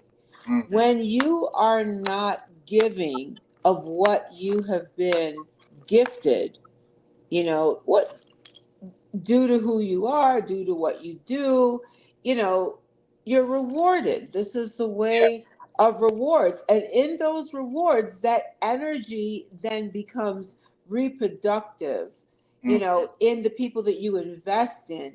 It's kind of like that oil, right? You have that lamp of oil, right? And everyone comes to get that light. I literally did a video on this today. Everyone wants that light. So everybody comes for their little parcel of the oil that you provide. Now, here you are pouring, pouring, pouring, pouring. Okay, you're empty. You're empty. The people that were accepting your oil, where are they? And who is pouring into you? Well, let's And have now you've got Dr. your Yvonne. children, your bills, your No, life. If no, you're no. a woman, you've got your nails, your Yvonne, hair, your Yvonne, makeup. Yvonne, come I back mean, a bit. it's fantastic.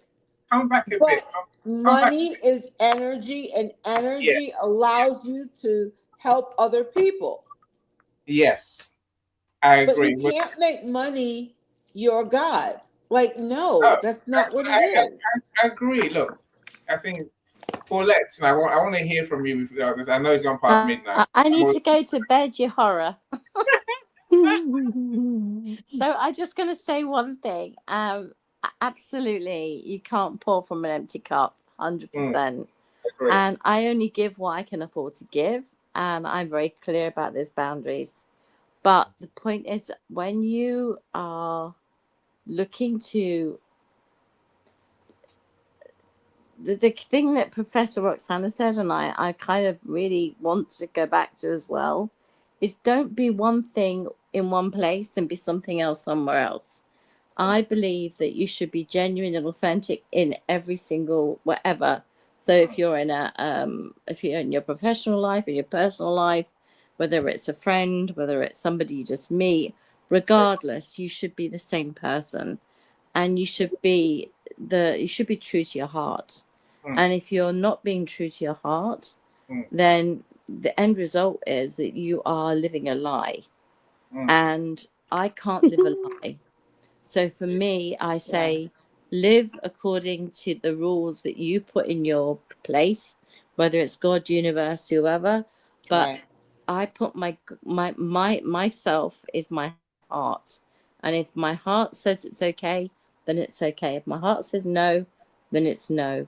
But if my brain or mind and my heart and my gut are having a fight, I need to go away and have a private conversation.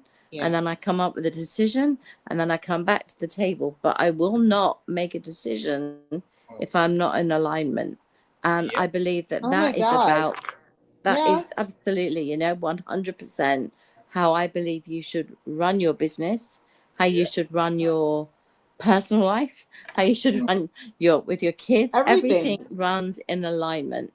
And so for me, that is the part that you're talking about, Annie, is if you're going to be truthful to your business and expect repeat business and expect your customers to feel something, then you got to leave your heart.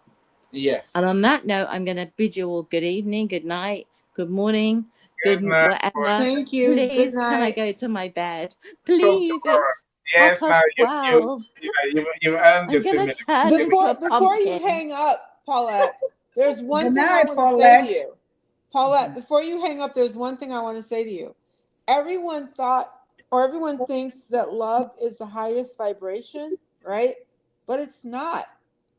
It's authenticity. Absolutely. And on that note, I'll let you go to bed. Truth. I say two things. Truth and authenticity. Yes. Truth to yourself is that's your authentic self. That's it. All right. Bye-bye. Good night. I love you all. Cheerio. Bye. You see, Dr. Yvonne and Michael, I think, I try and work out what really drives me. See, this customer service thing I've preached for 30 years. 30 years. I would to my staff, and I was when I run a charity, to when I was writing courses. Because I truly believe this is the essence of business growth. I think this thing is going the extra mile. Customer service plus continuous improvement is the key to grow your business. For me, it makes perfect sense. It's what I learned. It's what I've always believed. Now, people ask me now, why do you do these events? So, because I try and share what I've learned in business, what I've learned over the years. So I'm 50 now, so I've learned something, right? I try, and so what I've learned is, much like Paulette said, be true to yourself. Be true to your business, be true to your customers, be true to your family, and the money will come. Guaranteed. Bye, Joni. Bye, Joni. We have to talk about your book. Joni, don't hide. I'll talk to you tomorrow. I hope about your book. I'll call you at 3 p.m. When it's 7 a.m. your side, right? Take care, Joni. But my friends, truly, I do believe our success in business comes down to this conversation. If we're not here to serve, people will not trust us with their money, as Dr. Roxana said. Why would they? We don't deserve their money. We don't deserve their trust, their time. So I'm going to bring a conversation one day about, have you earned the right to be successful in business? I think it's something that we have to do. We have to earn that right. It's not a given. No matter how much work we do, we have to earn the right through our care, our extra above and beyond, our real love for the people we're here to serve. I can't say that enough. Michael says, what's the business difference between customer service and hospitality in business? Customer service, Michael, we've managed to reduce it down to procedures, complaints, returns, how we process customers, how we welcome them, how we onboard them. These are customer service things, Michael. I think hospitality, I'm not that fussed about the word we use. I think, I'm more interested in care, kindness, going the extra mile. That's the way I describe what I'm talking about, what's important. Don't go bogged down by the words. Will Gadura is very clear. This is the one size fits one mentality in business. That's what I'm trying to preach today. One size fits one. Those who run with that model, those who truly are that, people believe that, who live like that, who work like that, they make money. More than we think, more than we ever know they make, more than we think you can make from being that person. Let's not get bogged down by our structures. He talks about in the video that I showed you. We're constrained by our boundaries, by the business we design. Our business then defines what we do. That's not how it works. We define what we do based on what our customers need. That's a business that's going to succeed. The rest of it is like a straitjacket. It's like bondage. Unnecessary. Unhelpful. Dr. Roxana, I see you were muted. Dr. Roxana, are you there?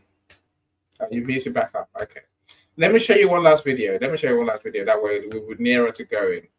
So I'm going to show you some examples of that Will mentions, and to focus more on this one-size-fits-one approach to running your business. It's only a couple of minutes long, so here goes, my friend. And with the team, we got fired up and we started pursuing it, so much so that we hired an additional person onto the team whose only job was to help everyone on the team bring their ideas to life. I gave the team permission to go out into the dining room, to be present with their guests, not to take themselves too seriously, and come up with these one-size-fits-one gestures. And then I gave them the resources to bring their ideas to life. And to your point, the stuff we did was wild. There was a guest, a business guy on business in New York, who was on his way, again, to the airport after his meal, and he griped to his friends that he had forgotten to buy his daughter the one thing she asked for, the little teddy bear with the I Heart NY shirt. Easy. The Dreamweaver, that's what we called the position that was there to support everyone else, after the iconic song by Gary Wright, which happens to be the song that was playing the first time I French kissed a girl. Ran up the street to one of those souvenir stores, bought a teddy bear, came back. This guy on his way out, a grown-ass professional businessman, starts crying on his way out the door. We did bigger things that cost a little more money. There was a family of 4 from Spain with their 2 kids. We had these big windows. It started snowing. We realized it was the kids' first time seeing real snow. Dreamweavers somehow found a store still open at 8 o'clock on a Friday night selling sleds. When they left, there was an Uber SUV with the sleds to take them to Central Park. Or really, really big things that were free. One time there was a couple dining with us. They'd just gotten married at City Hall. They had like a big, big wedding plan, but their families fell out of love and they canceled it. The server, on her own, committed herself to, over the course of their meal, figuring out what their wedding song would have been. And we spaced out their meal such that they were the last people in the room. And at the end of the meal, we brought them up to our private dining rooms where the entire staff just decided to stay a little bit later, and we had a party. We poured wine for our entire team, put on some music. When the couple walked in, on cue, we put on their wedding song. We had given them the gift of their first dance.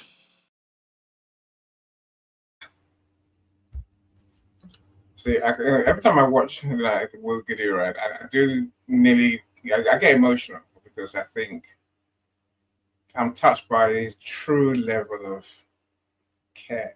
Truly, it's astonishing. If you haven't read the book, my friends, go read the book. Hopefully, you'll be as converted as I am. But my conversion was 30 years ago. I'm just filling in the gaps of how do we do this now, right? What's the name of the book? Unreasonable Hospitality. Mm. Yes, do check it out. There's enough videos. I'm sure you realize now. There's enough videos about it on YouTube. Have you posted it on the comments? No, I'm sure it's happening. People are doing that for sure. It's if we run that business the way he runs it, customers are gonna love us beyond our dreams, beyond anything we could ever imagine. Ollie, I see you, my friend. Welcome. I'll see you too, my friend. Glad you're here. You see, here's the reality, my friends. Here's the truth, I think, that we need to bear in mind. This unreasonable hospitality, this love, this care that I'm talking about today, it starts with us. We're the leaders of our organizations. Going back to Jonah's point about being small town businesses. We're tiny in the scheme of things, right? I'm not saying we're not the smallest businesses that there are, but we are small enough that it's on us to be the people who truly have this belief in our soul, this mindset, to truly go the extra mile for those customers in a way that will amaze them. And when we do that, Eventually we're going to grow to start building a team. And now we must find a way to impart on the team how to be as unreasonably hospitable as we are. There's many things that I've shown you today. The fact that you have to literally give your staff an open checkbook and say, delight the customers. Who would do that? That's who would do that really? I would, because I know that's a way forward, right? I say, so Michael, you work for someone, that's Roxanne, and I know you work in institutions. I'm saying that, do your organizations even understand the concepts we're talking about today? Do they go the extra mile for their customers? Are you empowered to go the extra mile for their customers? No. That's not. There are rules. There are rules about that, because it can be misconstrued as trying to woo the customer and unreasonably trying to do that. So no, it's there's only so much you can do. After that, you can't do anymore. Like, you can get them a meal, but you have to make sure that the company is the one that pays the meal, but it can't go beyond a certain amount, and you just can't go over and above whatever the customer needs. You just can't do those kinds of things. If just like so the employees have rules and regulations against them with respect to what they can do and cannot do.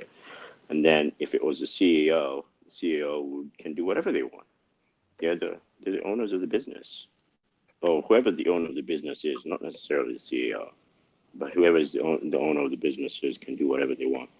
So as an employee, no, we cannot just do whatever we like.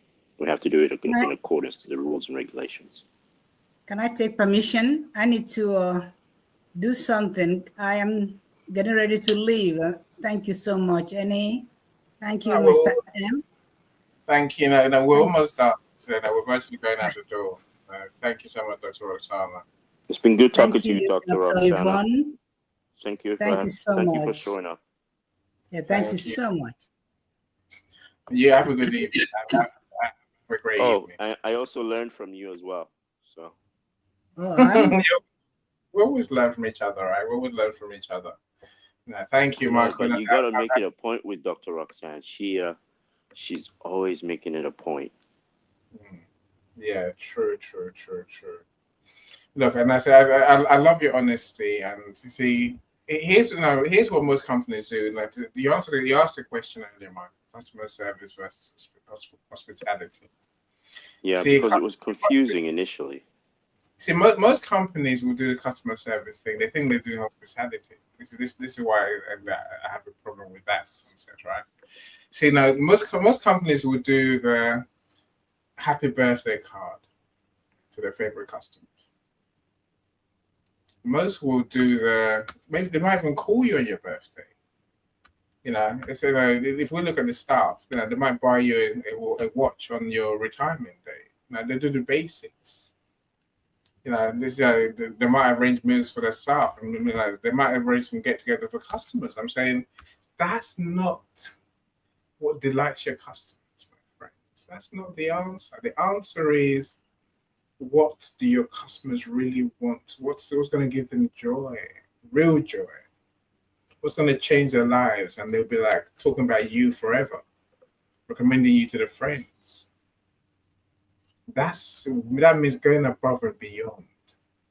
I can understand how big companies have structures. More for them.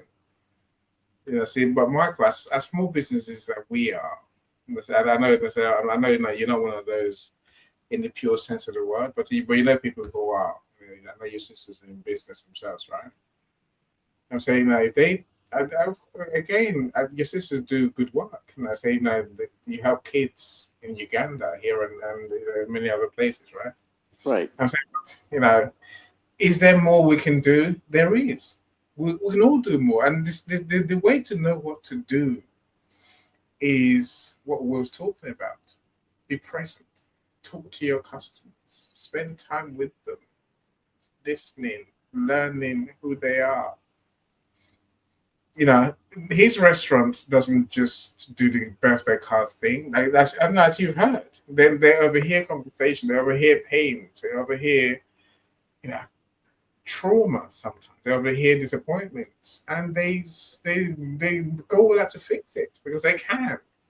They don't fix people's lives necessarily, but what they do, they give them joy. It's the small things that matter. Not the big things. Exactly. It's really nice. That story about the wedding couple whose wedding didn't happen. I mean, that is unreasonable hospitality at its prime, right? Right. But we can all be that for people, because people need us to be that for them. It's frankly needed in this world today. Exactly. If only we realize that, I think more of us would be a lot more profitable, a lot richer, a lot more fulfilled. And Yeah. with that We fulfillment, wouldn't go commit suicide the next day.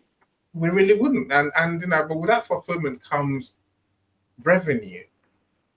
That's the truth. You see, when I have clients who don't sell, Michael, do you know what the problem always is? Always. It's not the product. It's not the process necessarily. It's the fact that they haven't spent time to get to know their customers. They don't care to know them. So they don't know them. So they can't do anything beyond what the computer says yes to. I mean, when the computer says no, they're like, computer says no. Sorry, no can do. And the only conversation I have with the client is normally, have you paid your bill or haven't you paid your bill? Right? We can do better. We have to do better. If we want to succeed, we have to do better. Now, when we're those people who do have that service mindset, we change the world, literally. One person at a time, yes.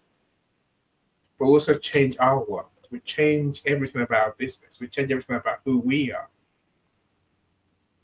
And the other thing that I'll add about that, really, Annie, is that just a little thing to say about the changing about the world. It's not the world that we're changing. It's not just the world, but we're changing the universe. And you're changing your universe, Annie. And you are a universe. Yeah. No, as far as I'm concerned, that's what you're doing. And you're and you're greater for it. And that's the whole point. We're supposed to be changing the universe. That is our mandate as we come into this world, or into this universe. We're supposed to change it because we have the power to do so. I agree with you 100%. Again, it sounds like simple, easy, small things, but the small things would end up being the big things. They amount to the big things in life, right? Absolutely. And my joy is I got friends like you who would turn up every time and share, your genuineness. I don't know what the word is. You share with truth, with your truth. I enjoy doing it. And although I can only admit that I think I have been coaxed into doing it. Well, I suppose reciprocal you talked about earlier, that word they don't want to pronounce too often. You are part of the coaching. Saying the coaching, the coach becomes a coachee again. Dr. I call him Dr. Ashif. In our audience, he's a genius who always has our conversations. I'm saying, and again, for those who are wondering whether you were watching the replay or whether you're here, I'm saying you have to realize many of my conversations are lessons Annie's learning in life, in business. And so of course some I have some prior knowledge about, but this is now, of course, I'm studying Will Gadira even more these days. I don't read a book once; I read a book several times over and over and over and over. And now, when I come and talk about it, it embeds my learning even more. So you embed your soul into it, or your soul is embedded in it, or I don't know how you do it, but it gets in there somehow. Exactly. No. Again, Michael, you say things. I swear you think they're small things, but it's a huge thing for me. It's a huge thing anyway. No, So it's not. I understand that it's a huge thing, and I understand what you're doing, and because I've been there, I've done that. Hmm. I'm actually still wanting to go back there and do it and get it. And I understand its power. I understand its gravitas. I understand where it leads. Yeah. Because I've seen a glimpse of it. You're at an altitude that not a lot of people are at. All right, you are. So understand this. You're Keep too running. kind. You're too kind. Again, thankfully, say I've got friends like you along the way, on the journey, so to Oh speak. yeah, we'll keep you company. Yeah, Just keep well, going. I think also, I think there's something about how we learn that I'm trying to apply with events, Yeah. which is that you can learn, you can show a man, you can teach a man, but you never truly learn until you teach others. Ah, very true. Right. Very true. You So that's, become you become knowledgeable about yourself, and you yes. become knowledgeable about your limits. Well, you can't teach what you don't know, so you have to Right. truly learn it to be able to teach others, right? Understand it. That's what Yeah. I try to do most of the time. These events, Mhm. I will bring that conversation. Definitely, there's a learning pyramid that Sean Michaels and the audience introduced me to. Uh-huh. And I was like, wow, that's amazing. And it's a levels of learning that I just Yes. find so fascinating. And so I'm going to bring it so for us to truly discuss one day. I think Please do. That's gonna be it's fascinating. how do we truly learn effectively? Let's look at the stages. Let's look at what we're doing in our times, in our lives, and in our businesses, and in our personal development as well. So this Hmm. conversation we had there, my friends. Look, we could talk all day. Michael, let's let our friends go. I can't believe there's 33 comments in the private chat. I haven't seen I haven't seen a single one. Why didn't you put it in the comments properly? I Well, don't. let's just go back and take a look at the comments. Let's review them, and then we'll close it down.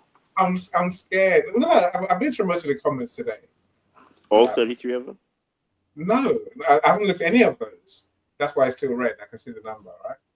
Yeah, You yeah. know, I look at our comments feed. I don't look at the Well, private. what you can do is you can respond to them after you've closed the session. So that way Even, we can even let them go. And but they will see it. The private chat is only for those who are in the studio. ah, That's why I ignore it because you're here. Are you with well, me? Like, you might, after the studio is closed, we can't even see those comments in the no, private chat. I can't see them either. So that's what I don't know what. No, I'm gonna have to start telling people don't start going. Like the private chat is to say I can't hear you any. Are you with me? It's to say any something. I need to go. Yeah, Even then, you might as well raise your hand and say sorry. I need like Colette did, like everyone else did today, right? Flash yeah, your mic. yeah, I want to see you flash your mic and say right. What do you want to say? Have I yeah, missed something? So I put it in the private chats. It does nothing for me. It's just yeah. 33. Put it in the rules of the road. Yeah, That way we know. I'm gonna have to. I'm gonna have to. Hmm. Look, I thank you. I say thank you, Michael. You always, it's normally when you join the room, well, after I invite to the stage, that I start the event, right? I'm like, Yeah, who's gonna get here first? There's no one here. And then Michael shows up. I'm like, yeah, my words is funny. And then Paulette showed up today as well. And then I don't know who else was here. Someone else. Someone else. to the bleachers first, and then they're not open. And then I put in my Habarigani, and then I wait, and then I come into the StreamYard when it's open. But sometimes when I'm in the bleachers, I always have a tendency, well, at least every once in a while, just to have poke fun with you, and say that you're late. Nothing wrong with that at all. Nothing wrong with I that. know your habit. It's kind of like, well, you're either waiting for the customer or the person who's supposed to show you, the host, or Yeah, you just I don't know, whatever it is that you got going, and yeah. you're like, Now the connect with Grace Lee. Now she's giving away free recipes for our cookies. I like cookies, right? I really oh, the one that had a yes, okay, Annie. Is it Annie No, or no, is it's it Grace. not Noni? Noni. Yeah. So that's a different one, right? Okay, so Noni hosted Grace Lee, right? Yeah, there's this Grace Lee. She says my cooking recipes are free, but my crazy cookies are not. Miss Grace Lee, are we connected? Maybe, hopefully, we are connected. I can show you some of my cooking recipes. I have them on Instagram, and we could share, blow each other's minds. No, so I'm going to go through the comments, my friends, and see who you want to connect with. That's always one of the benefits of these events, right? So don't just come along and then leave the same way you came. Let's definitely we're prepared to change, to grow is the word, to grow. Now, Michael, I can't thank you enough. Like I said, look, we'll talk later, my friend. All right, and take care. Stop scrolling. No scrolling, Michael. There's other events going on tonight. No scrolling. Bye, everyone. Ciao. Your stars. Thank you so much for joining us. Bye, everyone. Every second forward is a new beat to your drama. She's success with Global.Media.com and celebrate it with or without champagne or rum. She's success with Global.Media.